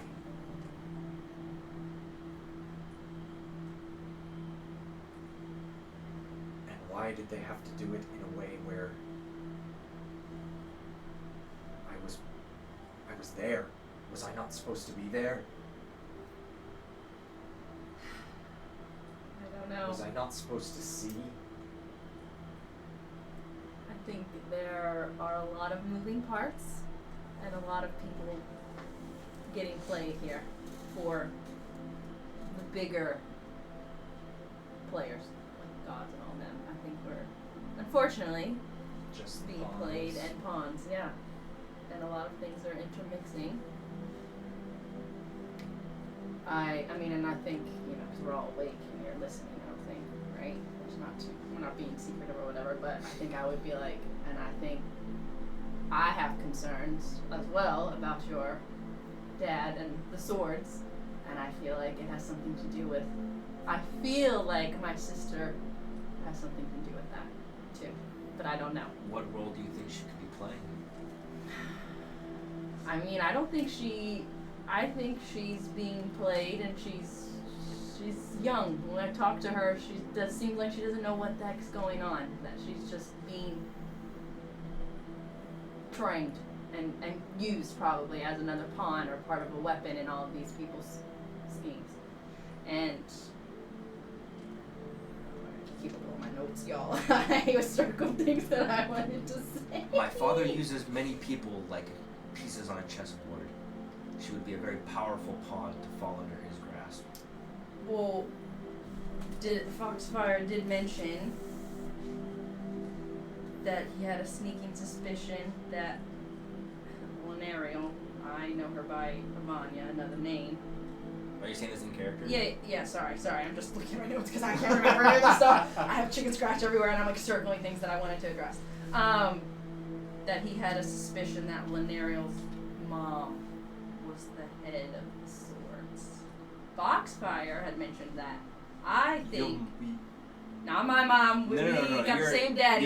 Your sister's mother could be one of the swords. That's just what Foxfire had said. I thought before everything happened that maybe, you know, with all these deals between Greyweathers and Foxfire and my dad and all this stuff, that like somehow she is being used or trained up to maybe be part of that swords or Then whatever we are war in is going double on. the trouble that I thought we were in. Double the trouble. Sounds like Thomas the Tank Engine episode. But also, things that I've been thinking about is that Foxfire mentioned Nephrax as part of this Whisper Wing Association, and that they deal with war. Well, after that fight in the pit, Silverfang had told me basically that some fairy sorcerers had basically done something to him.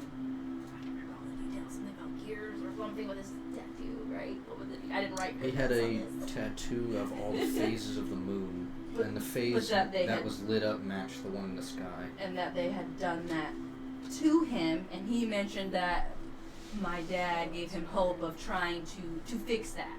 So I'm concerned, you know, I Your don't know. spark also helped him deal with that Right. affliction. With whispering, war, our dad's swords, training up my sister, a victim, all these things. If your half sister is truly the offspring of another sword, then she is 100% in their crosshairs. And seeing the power that she wields, I wouldn't be surprised if their next step would be to acquire her too. So, we need to hasten our journey to the Mecca. Catch up with Foxfire. We've wasted too much time being stuck behind that barrier. Quite. We have to catch him Right. I don't know. and stop it before the swords can sink their teeth. I agree. There's something else, sorry. I was gonna say I don't remember. If your half sister's mother was a sword, I mean, yeah. does that mean your father knows their identity? I have no idea. My dad has kept me in the dark, so That makes which is two of us. very irritating. That also makes two of us. But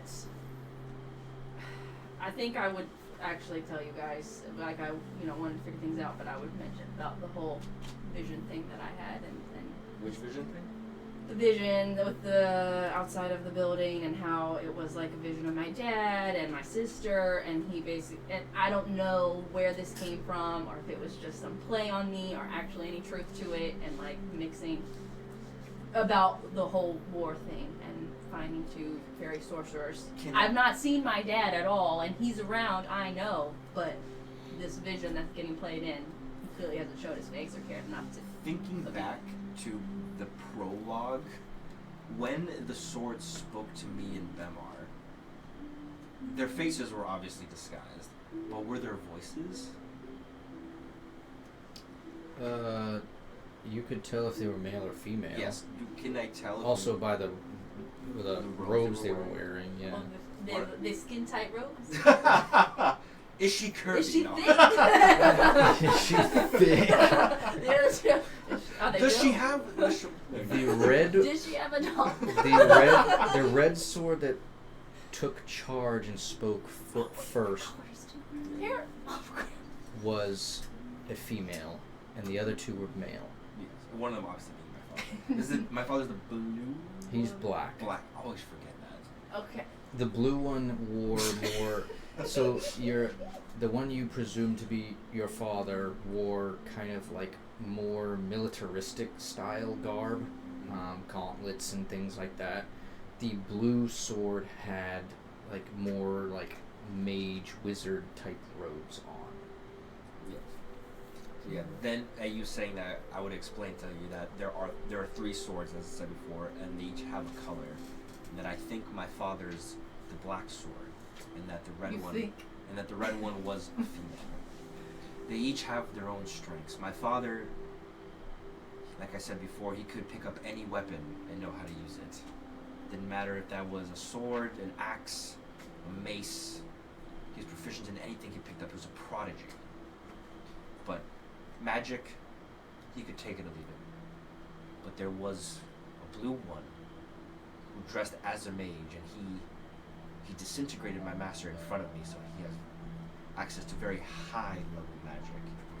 And the red one, who I think is the leader of them, she also wielded high level magic alongside them. So who knows what she specializes in. That truly is your half sister's mother. That we don't only have daddy issues, We have mommy We issues have as mommy well. Well, I mean, someone's mommy issues are becoming our own. She ain't my mama. Again, the webs, everything just twists more, right? I'm real sick of being people's pawns right now. Gods, father figures, whatever, everyone else. I lived my I'm entire over life it. as my father's pawn. So I get the feeling. As you guys finish your conversations and the sun starts to come over the horizon, the rest of your party starts to wake back up, having spent the night here in the Asgoran Highlands. And that's where we'll take our break. Alright, and I think we're back. Everyone's back. Let's get back into it. So yeah, you see the sun coming over the horizon, the beautiful morning in the Asgoran Highlands. You guys get all your stuff ready to go, pack up all of your belongings, and start heading on towards... Yes, your pissed-on belongings, unfortunately. No time to dry them. Poor Nixel.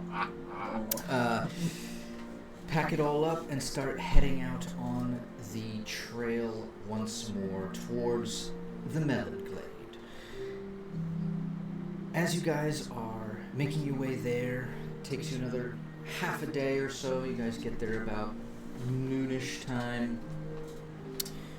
And I think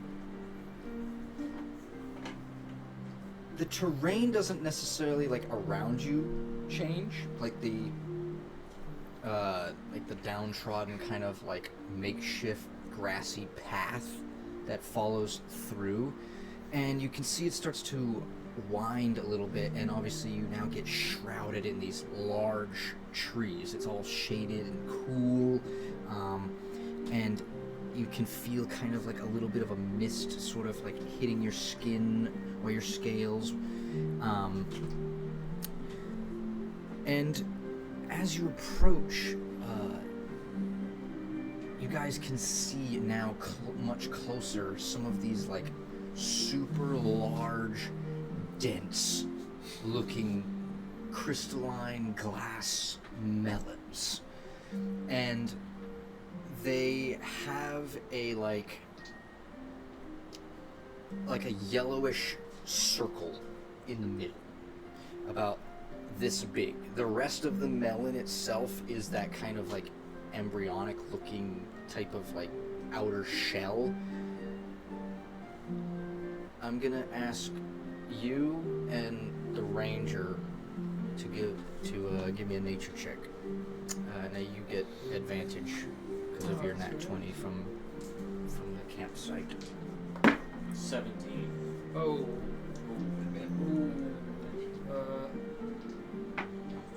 16. Okay. You guys both sort of go up to the melon.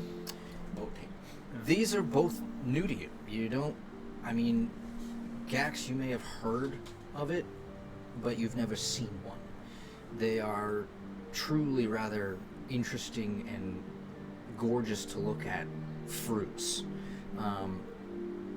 But they look heavy as crap.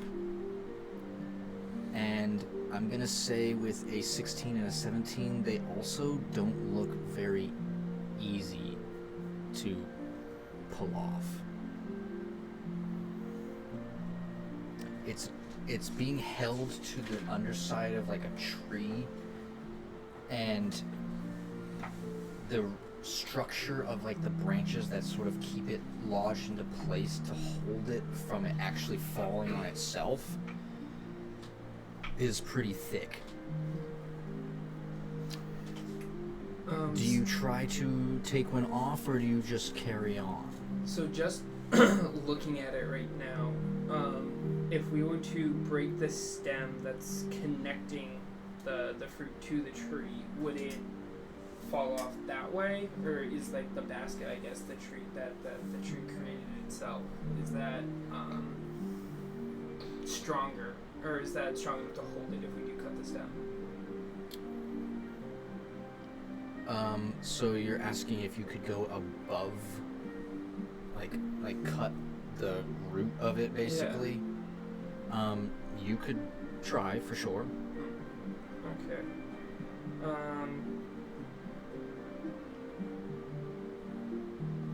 Do we have time for me to try something?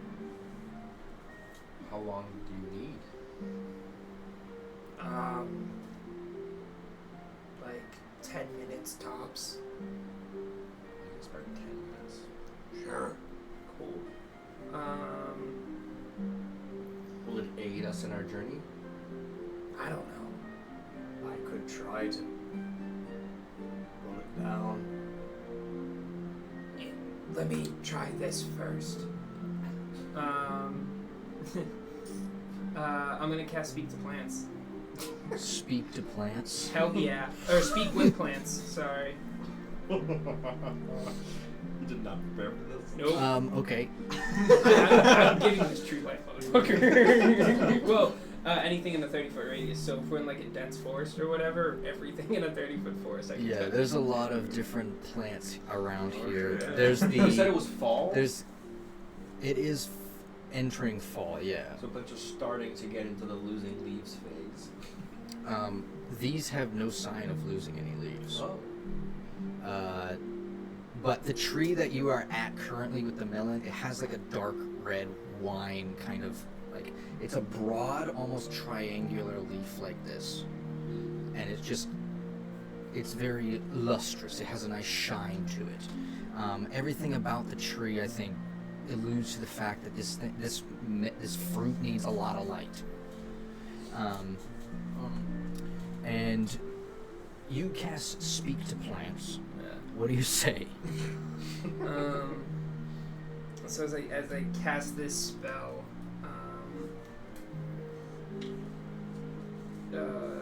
I put my hand on the tree that's in front of me, and you see in a fairly wide radius, like almost like starlight going from the ground up. So almost a little bit of like reverse rain. Friend, I was wondering if you're willing to part with some of your fruit. But friend, the fruit is not ripe yet. If you take too early, well then the fruit is wasted.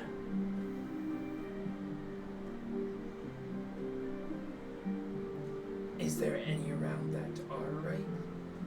Or is it not time The tree to collect? bends, as if pointing in a direction to follow the trail.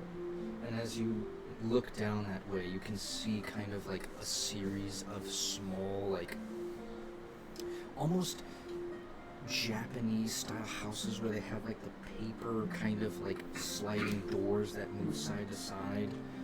And the windows are all kind of like open access. This is definitely, it looks like kind of like a small farming community, yeah. That are We just also living saw in the this glade. tree. We just saw Gax speak gibberish. No, Tree I'm bend, right? I'm talking straight up common to this tree. Oh, we Yeah. just obviously don't hear the answer, but we just see this tree bend over. Yes. Yep. Are you genuinely speaking to the tree? He's done that a couple times, yes. Cedric does like a polite little bow at the tree to show respect because he doesn't know what to do. That's not necessary. You see one small branch go. Hello to you as well, sir. He does not understand you. No, Cedric doesn't know. Cedric's flabbergasted. You're talking to a tree. I just kind of ignore that. Any more information you require, friend? Yes. What type of beasts lurk about in your forest? Not beasts. Catfish people. They call them Lokatha. Okay. Are they dangerous? Most certainly. they harm me and my friends? Most certainly.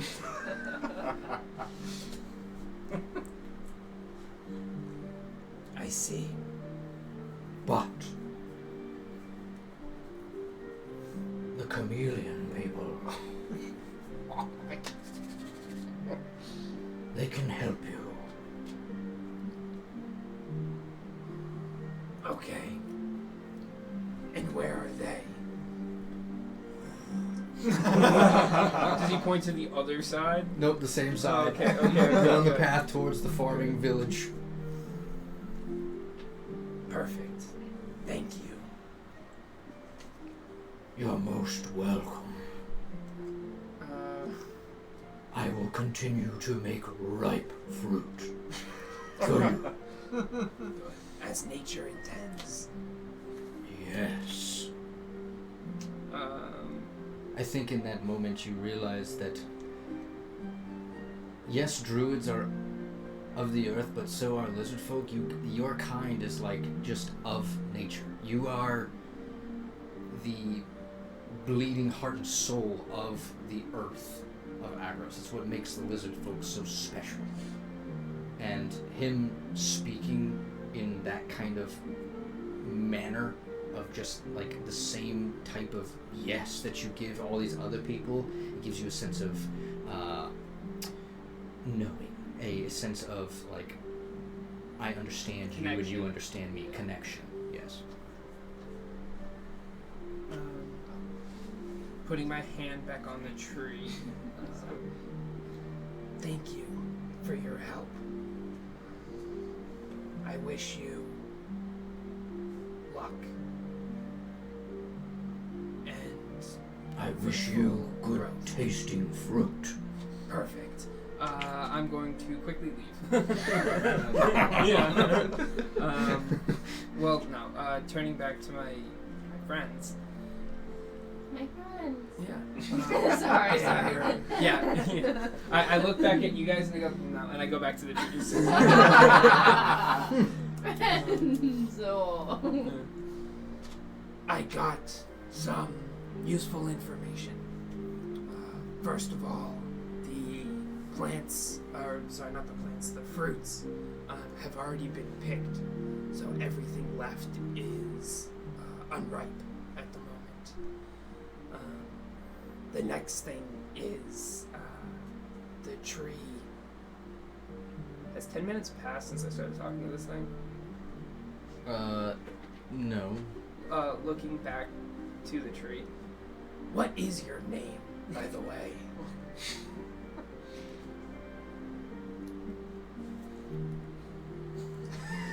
Brock. Oh, it could have been Mel from Melon. I point to the tree.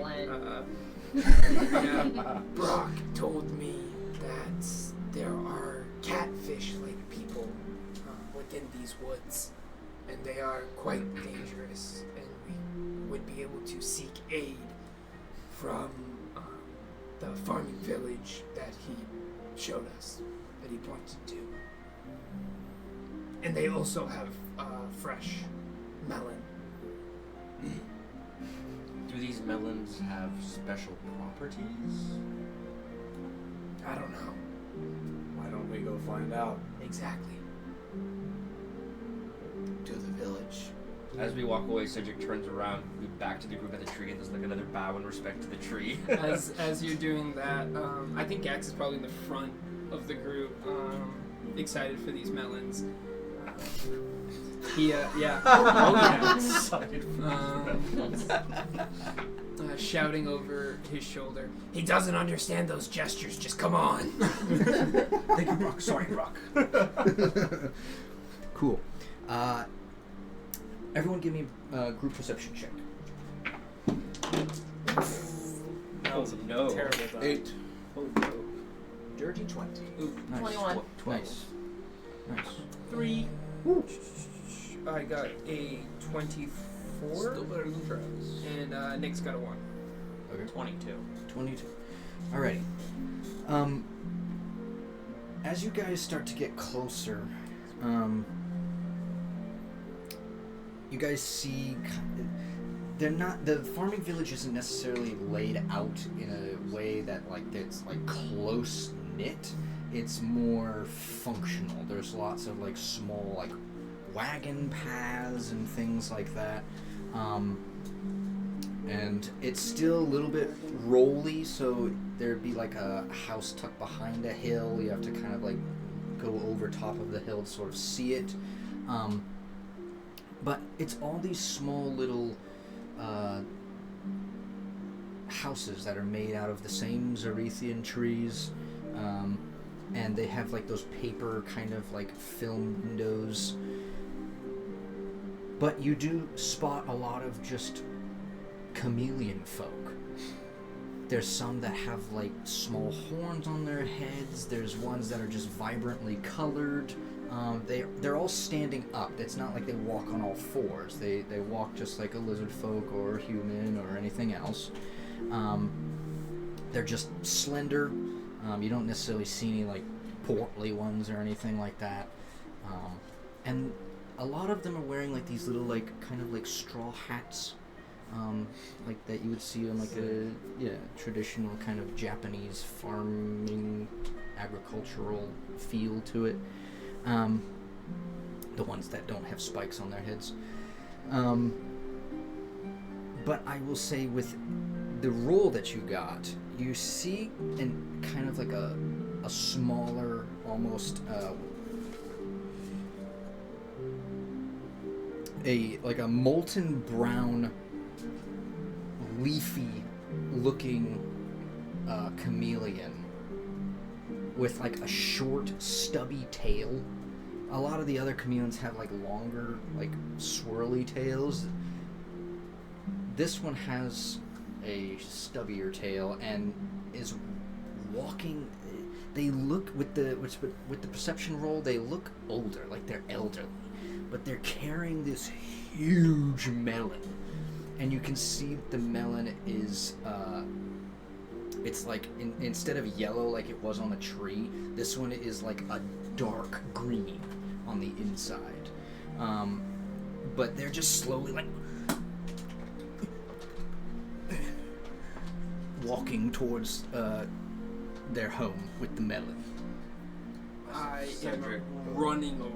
I was gonna say Cedric is also sees this elderly person. It's like, oh my goodness, just running over to help the elderly. As I run up, Sir, what do I need to do to take that melon off your hands? As you get closer, it's not a sir, it's a lady. I'm okay with that. I'm okay with that. Because, Ma'am. I mean, Gax isn't even looking at the old lady at this point. I'm like just staring at the melon. After he says that, he's like, ma'am, can I take that burden off of you at least? As he does that, I slap his hand. I go, "We're talking a price." Give me a persuasion check from both of you. I'm just trying to help her not carry me so heavy. Persuasion? 21. 3.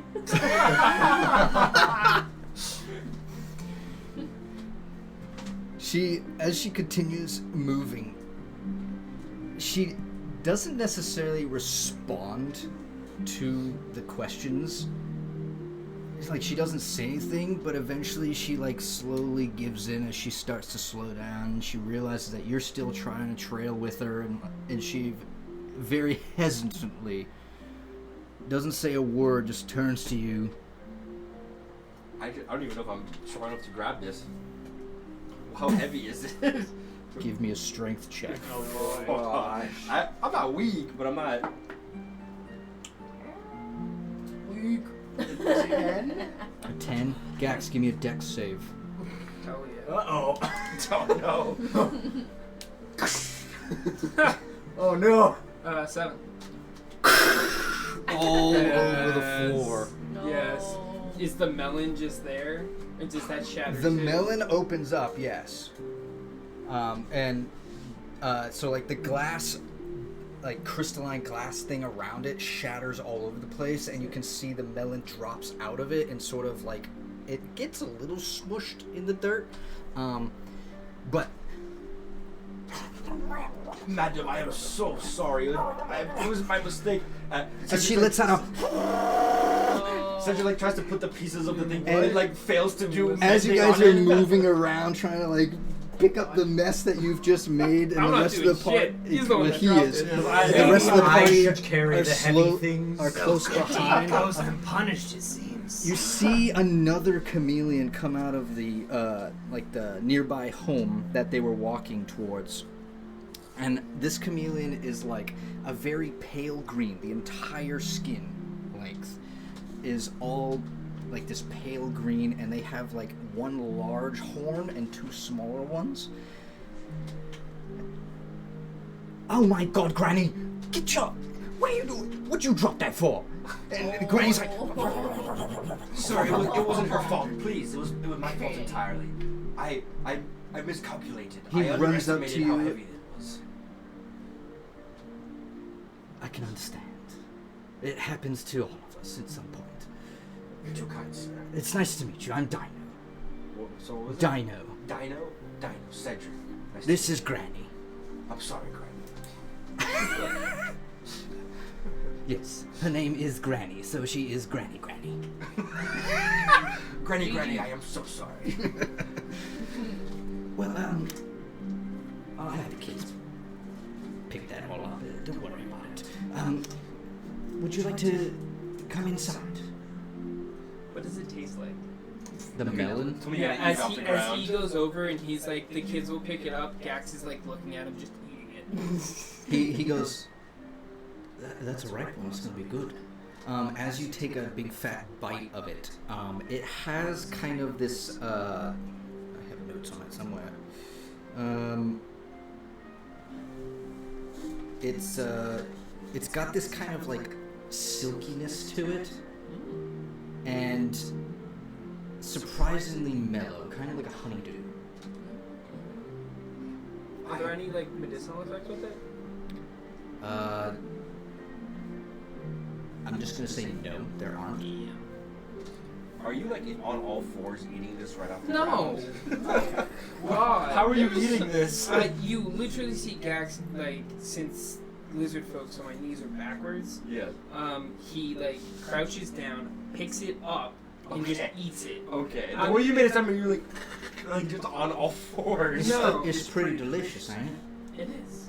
Quite good. You know, it's a country accent. I wasn't gonna mention. He pulled out the all natural, so to speak to you for a second, and then realized this one's liking his stuff, so he's like, pretty good, ain't it? Quite. There's a lot more where that came from, but a lot of it's been stolen. Stolen? By the catfish people, I assume. Yeah, the catfish people, and you guys are walking up. Are you all together? Yes, we are. We are. Pleasure to meet you. I'm Dino.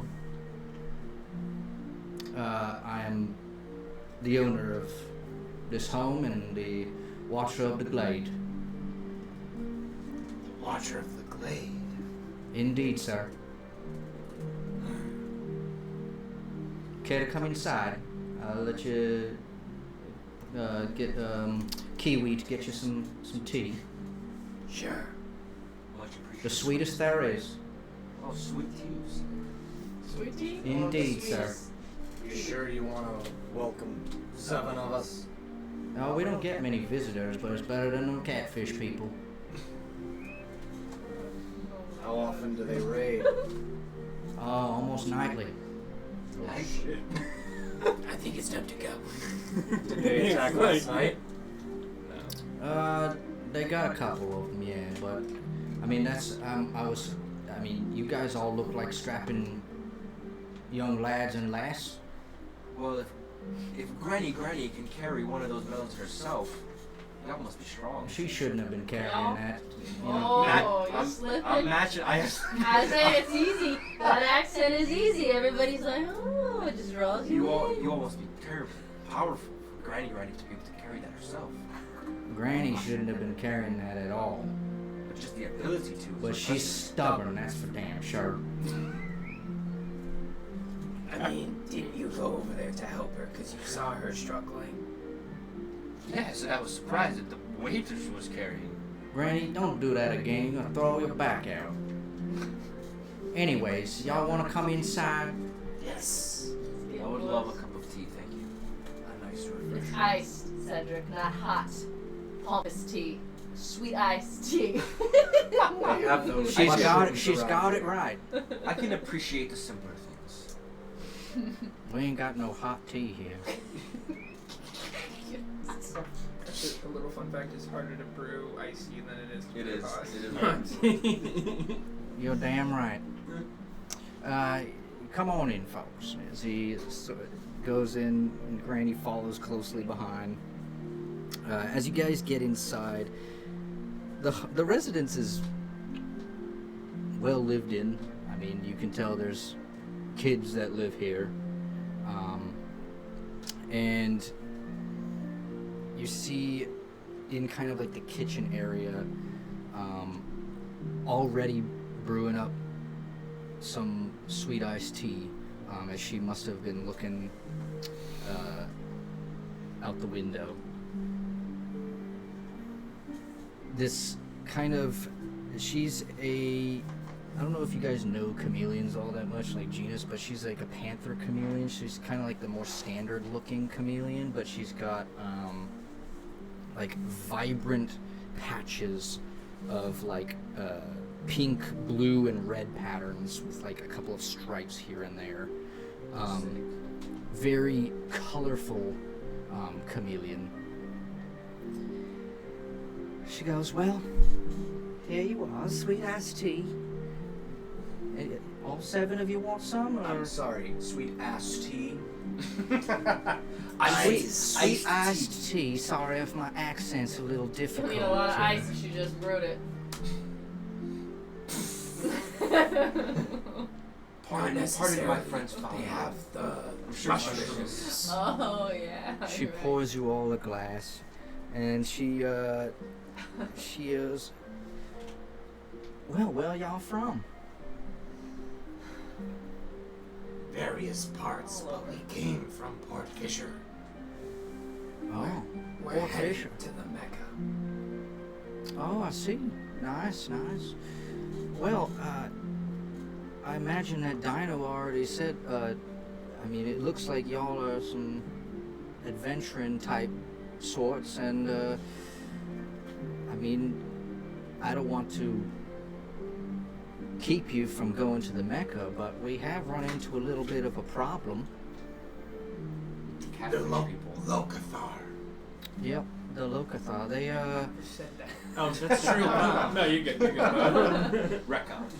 normally they don't bother us too much, but this season has been quite bad. Has anything changed in the area to have them be more aggressive? I'm not sure.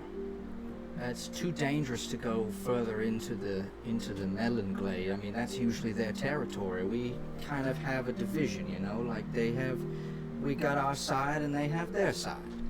How do you usually fend them off? Again, normally we don't have to. It's been bad this season, though, and they're not. As long as we don't engage with them, they leave us alone. All they want is the melons. So they've never attacked your people. In melon season before. No, ma'am.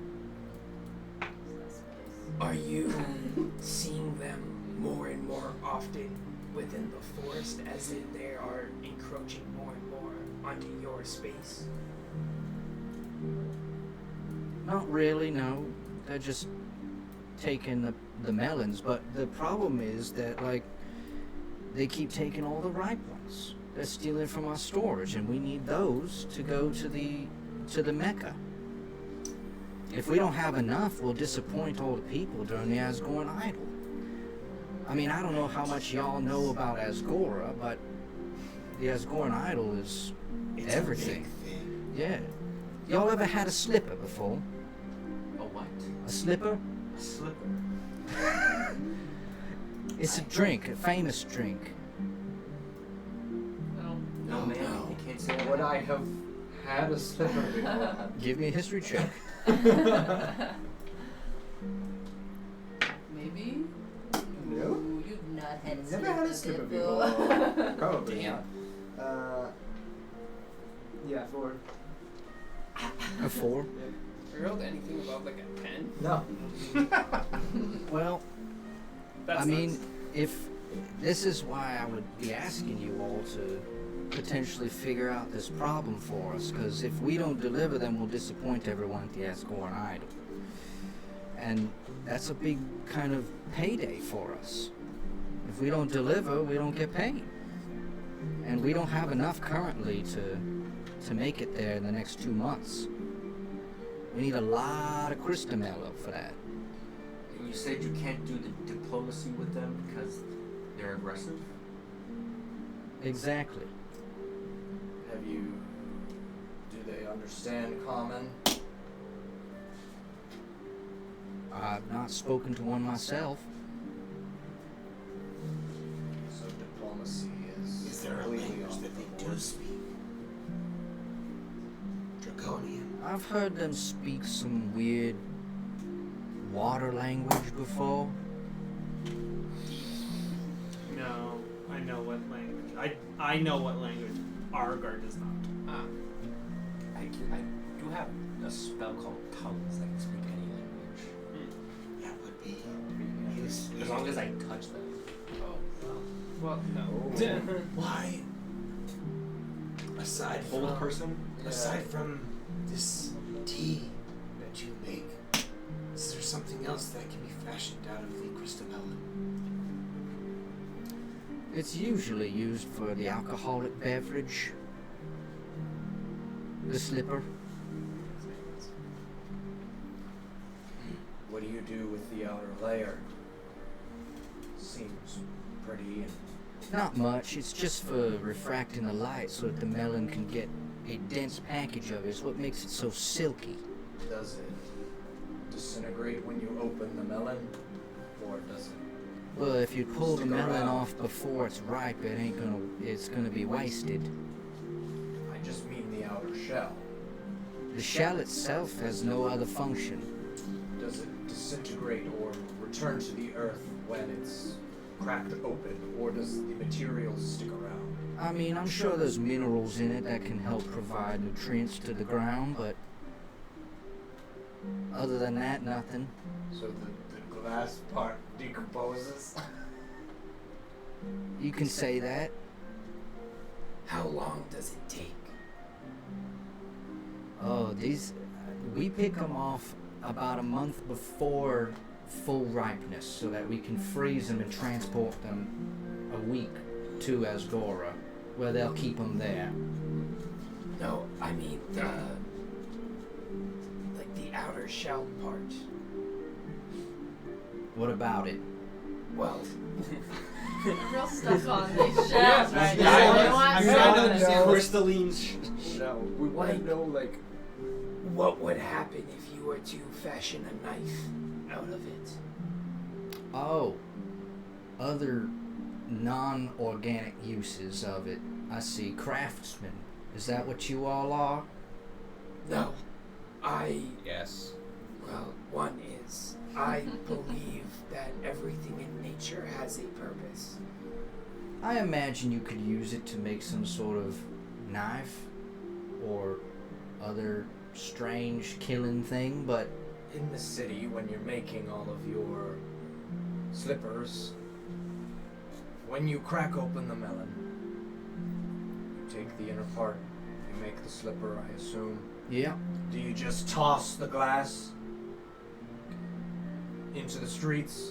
I mean, it can be used to make some of the glass that's like gets reforged in the forge for some like glass work in the city. So it does get repurposed within the Yeah, city. it can be repurposed.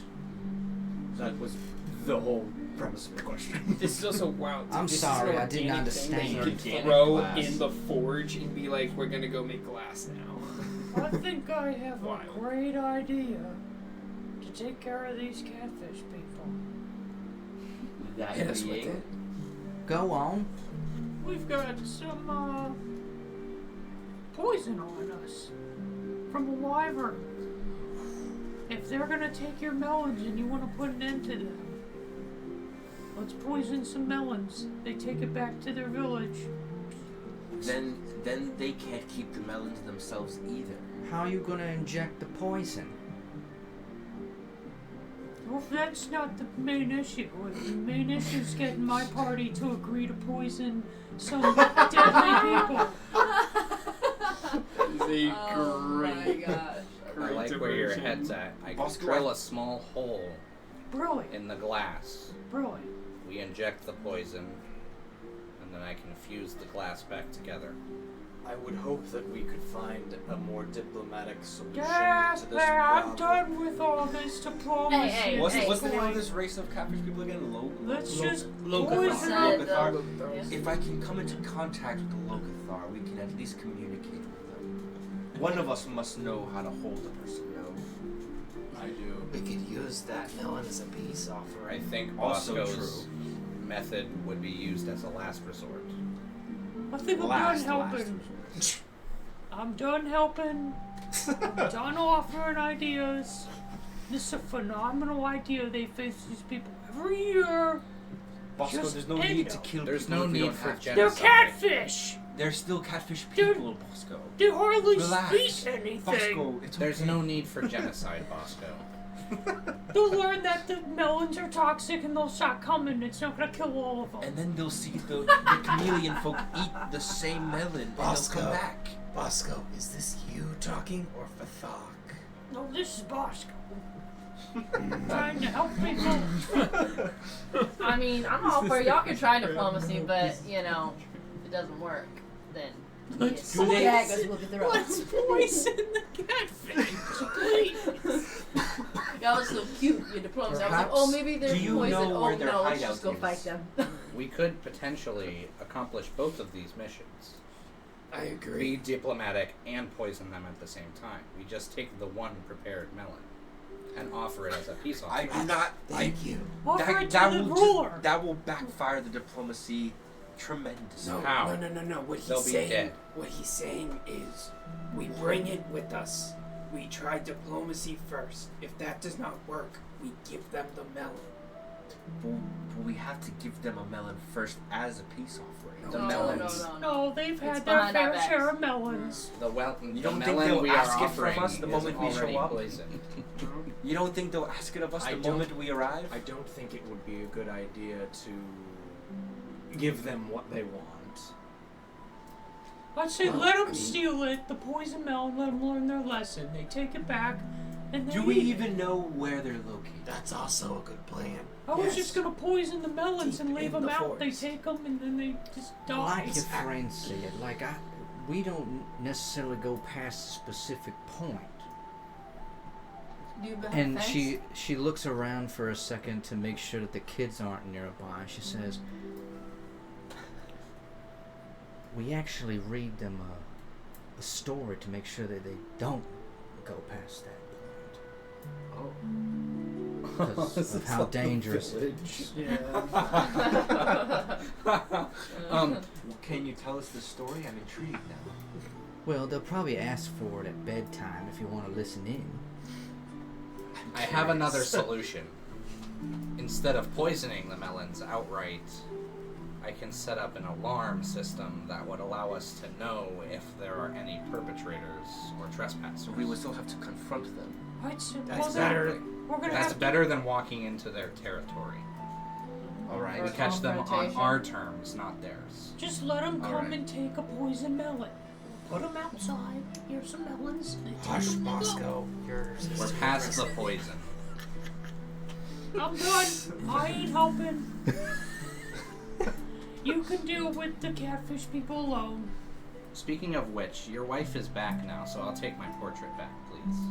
Excuse me. Still covered in reeds. Oh, yeah, he's still a mud person. And I mud just person. Take the portrait. I have my item back. Halfway throws it at you. So rude. Bonk By on the the way, head. I'll take that back.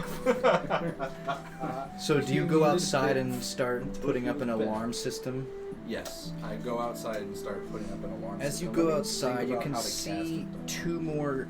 You see two kids that are sort of like play fighting, One's a girl and one's a boy. Both about like toddler age, like they're small. The girl is also a panther chameleon like her mother, who's showcasing kind of like pinks, greens, and a couple of like muted reds. And then the boy looks similar to the father, with like smaller horns. He doesn't have the big center horn, but then his skin is more like a pale greenish gray. And they're sort of just like, "Ah, I'm gonna get you, Paul." As they're sort of just fighting against each other.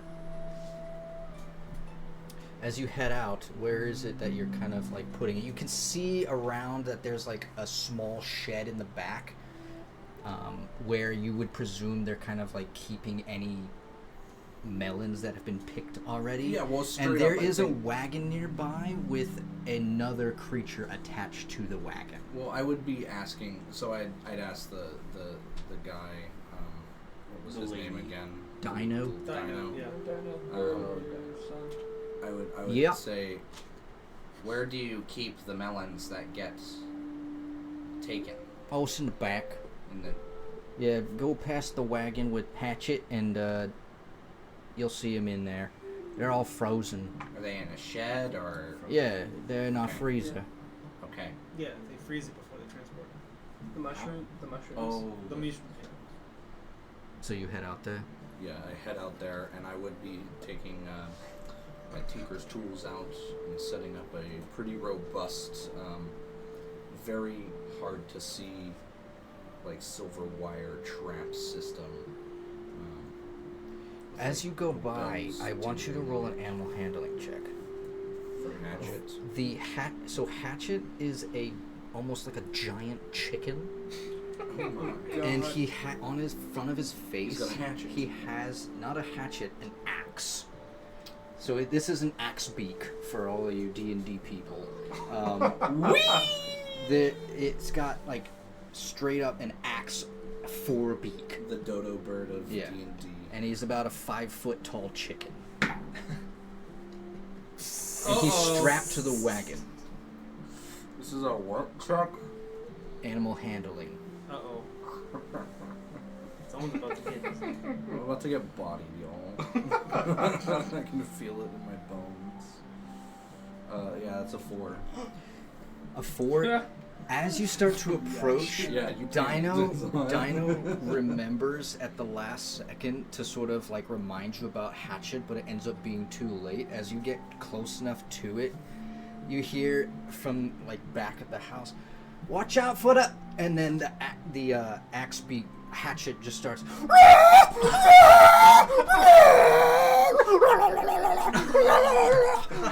as it starts to like move and charge at you with the wagon attached to it. Nixel absolutely does like a dolphin dive and then takes off into the air to like dodge this thing. Do we all hear this? Oh yes, Alright. it's loud. I'm going to head outside. What? Well, it seems he's messed with Hatchet. Darn, I forgot. I didn't realize he was going back that far. Silly me. I'm gonna cast a minor illusion near that looks kind of similar enough to Nixel, but like on the opposite side, so it kind of chases after that instead. Well, when he does that, Immediately, the thing's like... I'm gonna do an investigation check. 8. So I think it fails your investigation DC. So runs over and like headbutts the ground. just headbutts the ground. Exactly. Give it some Wham! get some extra. As it sort of like stands there a little bit dazed, doesn't know what happened, and then realizes the other thing, that the fairy is gone and heads back to its post. It's seemingly a very intelligent animal, but obviously there was a trespasser, and there's been Lokatha nearby. He wasn't sure. I'm guessing that. I feel like this beast has been successful at taking out a catfish person. That was quite ingenious of you. That's a special skill you got there. Mixel flies back down. Stupid lobotomized chicken. And heads back to the shed. To the ice. Give me a stealth check. As he tries to walk by this thing. No, I'm just casting invisible. No. Oh no! The bee pin flies up and just casts, just like Cool. No stealth check No, needed. I think what happened at the No, same time. no. So he goes invisible, and I cast speak with animals. Okay. Oh, this ought to be good. Yeah. You see Hatchet walking back to its post where it was before, kind of next to the shed. second level spells. as he's going by. Way to keep the riffraff out. And this is all in common. Oh yeah, we can't have it at those creepy guys here. Does he see the lizard folk as like an adjacent to the chameleon folk? Yeah. Probably. I'm gonna start like He's walking up seen towards it. passerbys of like lizard folk tradesmen and stuff come through these Never seen a parts. fairy. I mean, Yeah. well, But actually, fairies not so much. the funniest thing, animal handling is probably like my worst. How goes it, Frank? Not too bad. I just want to. The name's Hatchet. My name is Gax. I wanted to warn you. The little thing that you were chasing that flew away. Yes, a little bee. It's trying to walk by you. It went invisible. What? Oh wow. yeah. And this is all, you hear me telling this thing to this. If you don't know it, how do you know he's doing invisibility? Because I saw him do it. Oh, I guess my perception ain't as high as yours. Should I sniff him out? That's too clear language. Give it a try. As I hear that, I'm casting reduce on the chicken. Oh, Does that concentration? So I pull out some powdered iron. So and that my will pistol. break your invisibility. Just That's so you know. fine. I'm pulling out my powdered iron, sticking it can I give him in my guidance? The pistol, chicken. It rolled a 6. Oh. and casting and Reduce. basically shooting it. But that's how my arcane firearm works. Okay. So I cast this spell with my pistol as I reduce this thing.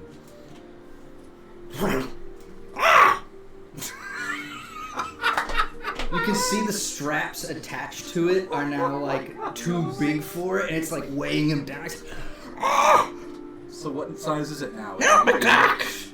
Help me! You learned his name? Yeah. So is it We medium? exchange pleasantries! He responded to Centric? So is it medium now, or is it? It's now. So it was a large creature. It's now medium. Yeah. Seeing that it's being weighed down, I will help him. You help him get right back up on his feet. How long does the spell last? Up to 1 minute. Oh, I help him and he just goes. Yeah. So you help him up. Oh, thanks, Gax. Oh, where did that come from? I warned you. That's a tricksy little fella. I know. And as I'm Stupid talking to him, bees. when he goes back to his normal size, I'm just gonna start like casually putting back on the reins and stuff. Well, Gax, I don't imagine Dinah talked to you.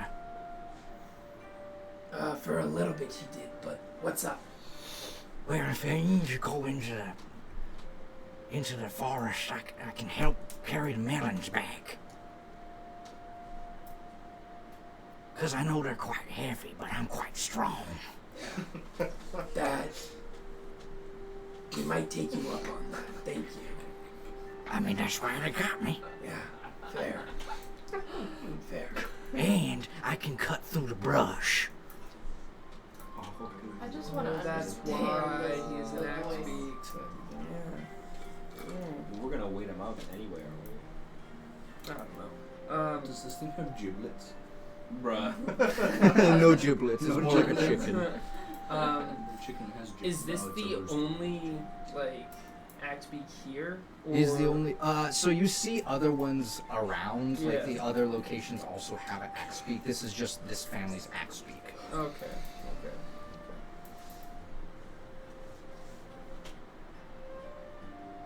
I turn to Argo. Why are you looking so inquisitive? I want It's a one. better speaking chicken than Dino. This doesn't surprise Larger me. vocabulary. I mean, it does seem pretty practical if you don't piss it off. Yeah.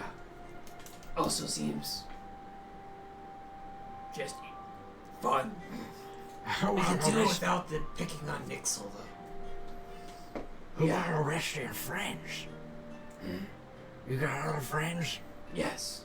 And I will introduce all of them. Not to like this is like that. It's just I'm talking to the bird. And like, it this will is my friend nod Ares. each and every time like this.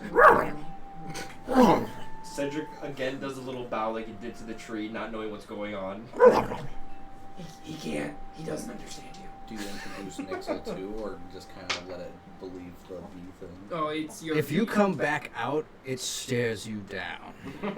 I think after I cast Alarm, it would take me a couple Just- minutes to set it up. Give me the nod. Say the word. Yeah, don't encourage him. Yeah. We need to. He's setting up a trap in there for when the cat people come again. The catfish people, not the cat people. So hold on. yeah, there are If cat he's- people. if So he's- I can't kill them. If he's setting up a trap, you better find Pascal. Pascal. Ask Dinah. I turn back to Dinah. Dinah, who is Pascal? Pascal? Well, Pascal's a raccoon friend. Pascal the rascal. Immediately.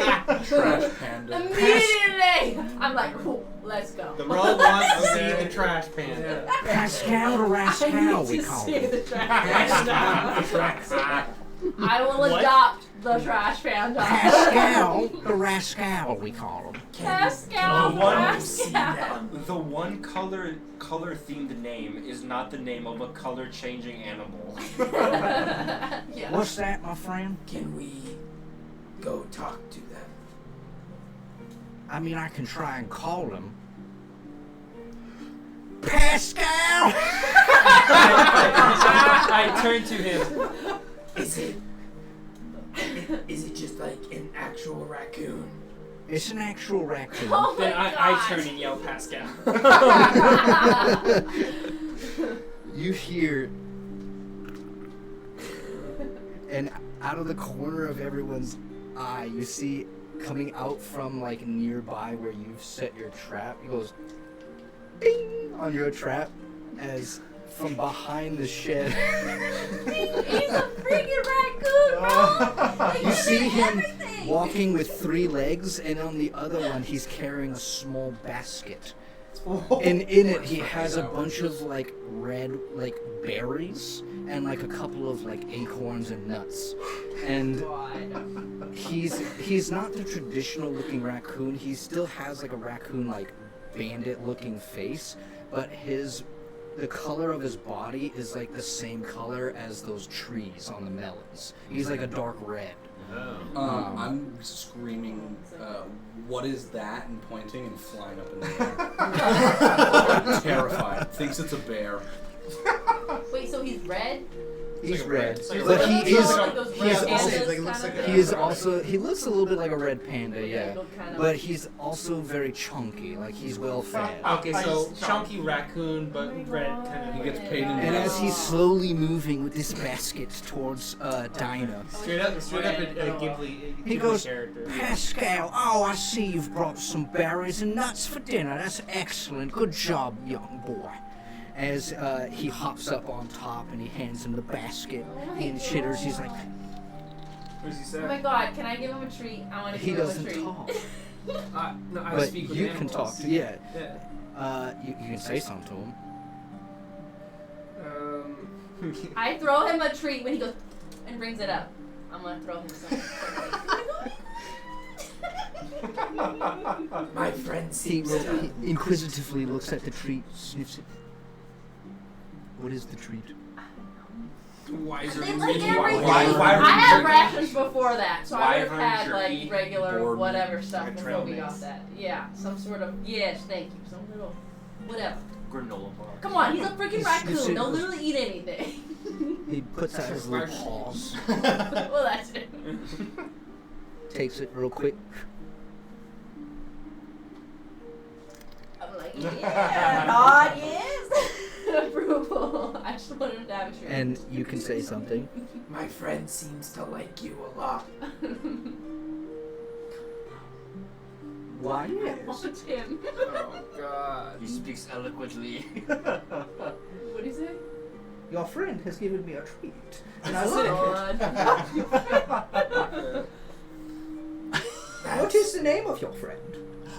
Aries. Oh. Oh. As he goes over to Ares and he sort of cozies up a little bit. Yeah, wait, can I try to pet and rub his belly? Oh, he Would lets you let pet. me? Oh, And you yeah. hear kind of the Like a purring. That Oh, big no. fat belly, just as you lay flat with a big fat raccoon belly. rolls over and lets him pet the belly. I His little look hands to up, he you. takes the meat that you just gave him. Sometimes I hate the fact that I can talk these things. You have I'm the literally choice like, not oh my to. gosh. Well, they're Hey, I I'm wish I could cute. stop this. I'm real cute. That's why. I thought he didn't have an accent. He has a slight accent. Okay, but I mean, I can't hear it, but I just. I mean, I'm he's just around Dino and just Kiwi saying. Picked and it up from them. yeah. While they're fooling around with Rascal, I'm terrified, so I'm going and finding an unripe fruit and seeing if Druid Craft works on it to ripen it. I have the. I didn't fucking think about that. You're Instantly make a flower blossom or a seed pod open or a leaf bud bloom. Could it be applied to ripening fruit? give me an Arcana check, DC 15. So yes. That is a 15. Exactly. You head over to a slightly unripened fruit. It's like yellowing with a tinge of green. You can see it's not the dark green, so it's obviously progressing. Like light green. And as you cast this, and you use your B pin, yeah, sort of emanates the druid craft, and it starts to like whirl the magic around it. You can see the melon itself start to change from the inside. You can see it's almost as if it's sucking energy from the crystal itself. And your spell interacts with the crystal in a way that starts to like speed up the ripening process until it is fully ripe and ready to be picked. Instantly flies back down to Gax. I just ripened one of those Krista melons with my Druidcraft spell. I observed that it seems that the melon feasts on whatever energy resides in the crystal surrounding it. It could be what? What's the person's name? The guy? Dino. Thank you. It could be what Dino said. How the crystal refracts. Thank you. All the sunlight. That's totally in character because you read up. And it shoots all of that light within the melon itself. So the photosynthesis of it is significantly higher. So that might be the energy that you're sensing that's being sucked in. Did I notice if it was more magical energy or just that? It's photosynthesis. The magic sped up the photosynthesis. We don't have photosynthesis where I'm from. It's rather dark down there, so... You definitely have some version of it, though. Most plants it's needed to live. As you guys are sort of having this conversation, you see Dino goes over. He's like, well, if you would all join us for dinner and then possibly a bedtime story for the kids, and you can listen in on what Kiwi was saying, then possibly we can have a chat after, or if you were ready to go to bed or whatnot, that's totally cool with us. We would love to, thank you. I'll just call the kids, and he calls Karma, George, inside. I say Dinner time. thanks, but I'm not interested, and I go back over to the shed, recast alarm. And Okay, Now that you it's okay. been tripped, Yeah. and I'm specifying everyone in my party, Hatchet, Rascal the Pascal the Rascal, Dino, any chameleon, and Hatchet, and my whole party are allowed to enter without setting it off. And Okay. And the raccoon. No, but he said Yeah, that. and He the already said raccoon. Pascal the 'Cause- Rascal. Can you, instead of I making will it murder like you. anyone You but hear me? this, Nixon? can you do it only for the No, capture you have house? to exclude I people see. specifically. Hence why he was annoyed when Yes, it triggered And, with- and with- it says 8 hours, but I'm assuming that means it lasts 8 hours, because once it goes off, it produces a sound for 10 seconds and then it's gone. I'm Yeah. assuming. Yeah. How loud is it?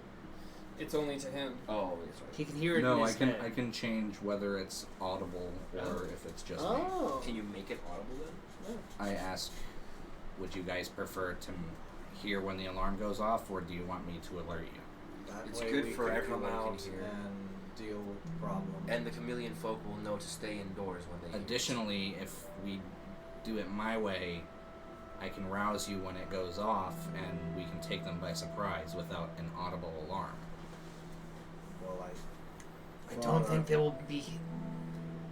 It might not be worth it if they're just here to grab the fruit. They might grab the fruit and leave. Exactly why an audible alarm would make them rush and hurry through that. They might be gone by the time we get out there. That would just turn and burn. Up to you. I'm They're fine with likely either. to spend more time if it stays silent. I think you bring up a good point. I vote to keep it only for this. I keep it only in my mind. Oh, okay. No. Vote cast. No, I would have agreed as well. That makes sense. And potentially a watch as well. Just in case if they go after the town and not the shed. Dinner's ready, everyone. Come sit down. And you guys, there is no table.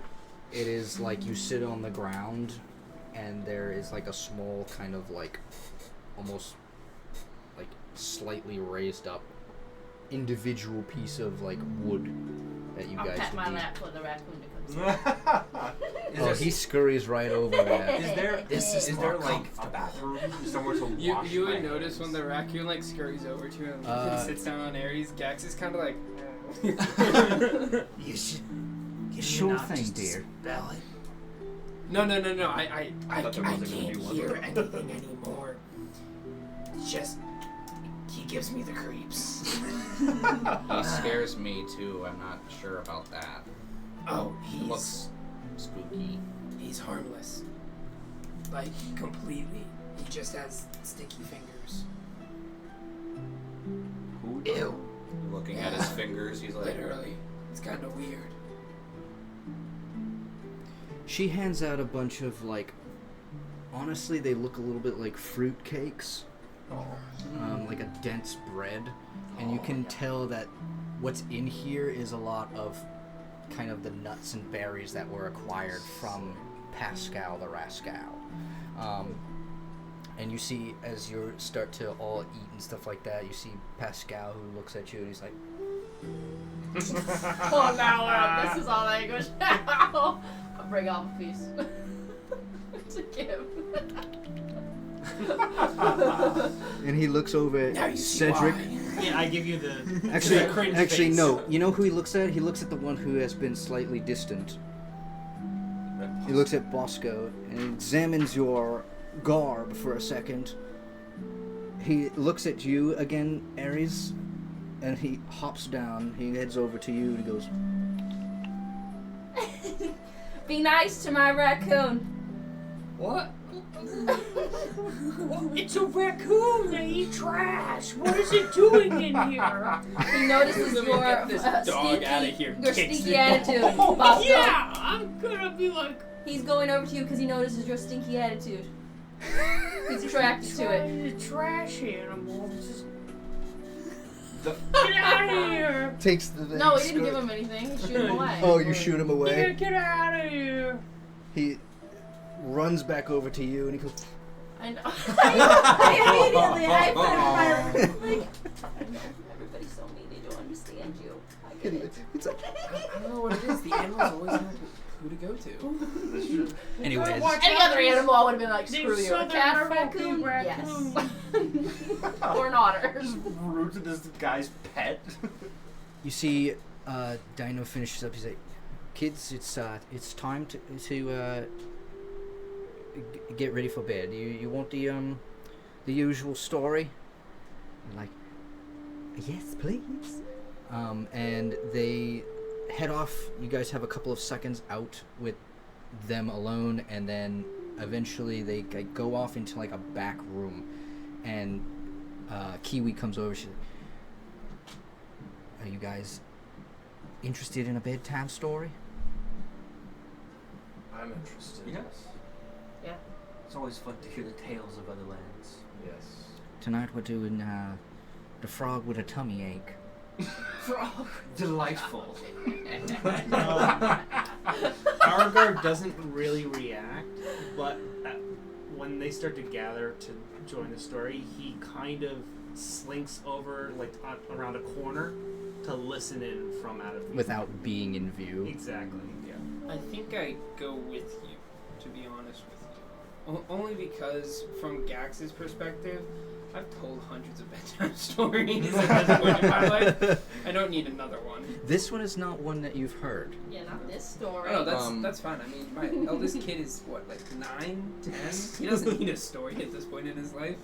They're toddler age, so they're like between 3 and 4. They're at the age where they're going to listen to a bedtime story, maybe. Yeah. The same one. Those kids, my kids aren't. Oh, that yeah, young. yeah. There's Yeah, no, like, get you. I don't I have think bedtime stories for them. They Nixel don't need isn't listening, and I'll explain above table. I don't Actually, think no, Nixel my would youngest have been understands. read bedtime stories.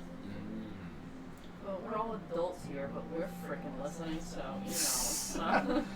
I get that, but we're also adults here. I want to know for the history. I will say though that Argar does try to kind of keep his distance, like generally, like from like not like if people sit next to him, he's gonna like probably just inch away a little bit. All right, kids, it's time for the story. There's a couple of guests, obviously, you've seen. They're just here to also listen in. And we'll do one of your favorites, the frog with a tummy ache. As she starts to open the first page. Humphrey the frog lived in a bog with a belly that went blop and clog. He ate too fast that one rainy day, and now his tummy won't behave. Burp, goes Humphrey. Gulp, goes Humphrey. And she turns the page. He gobbled boots and jelly pies. He slurped up socks and dragonflies. But nothing helped his bellyache, so he kept munching by the lake. And if you wander past the trees, he might mistake you for some cheese.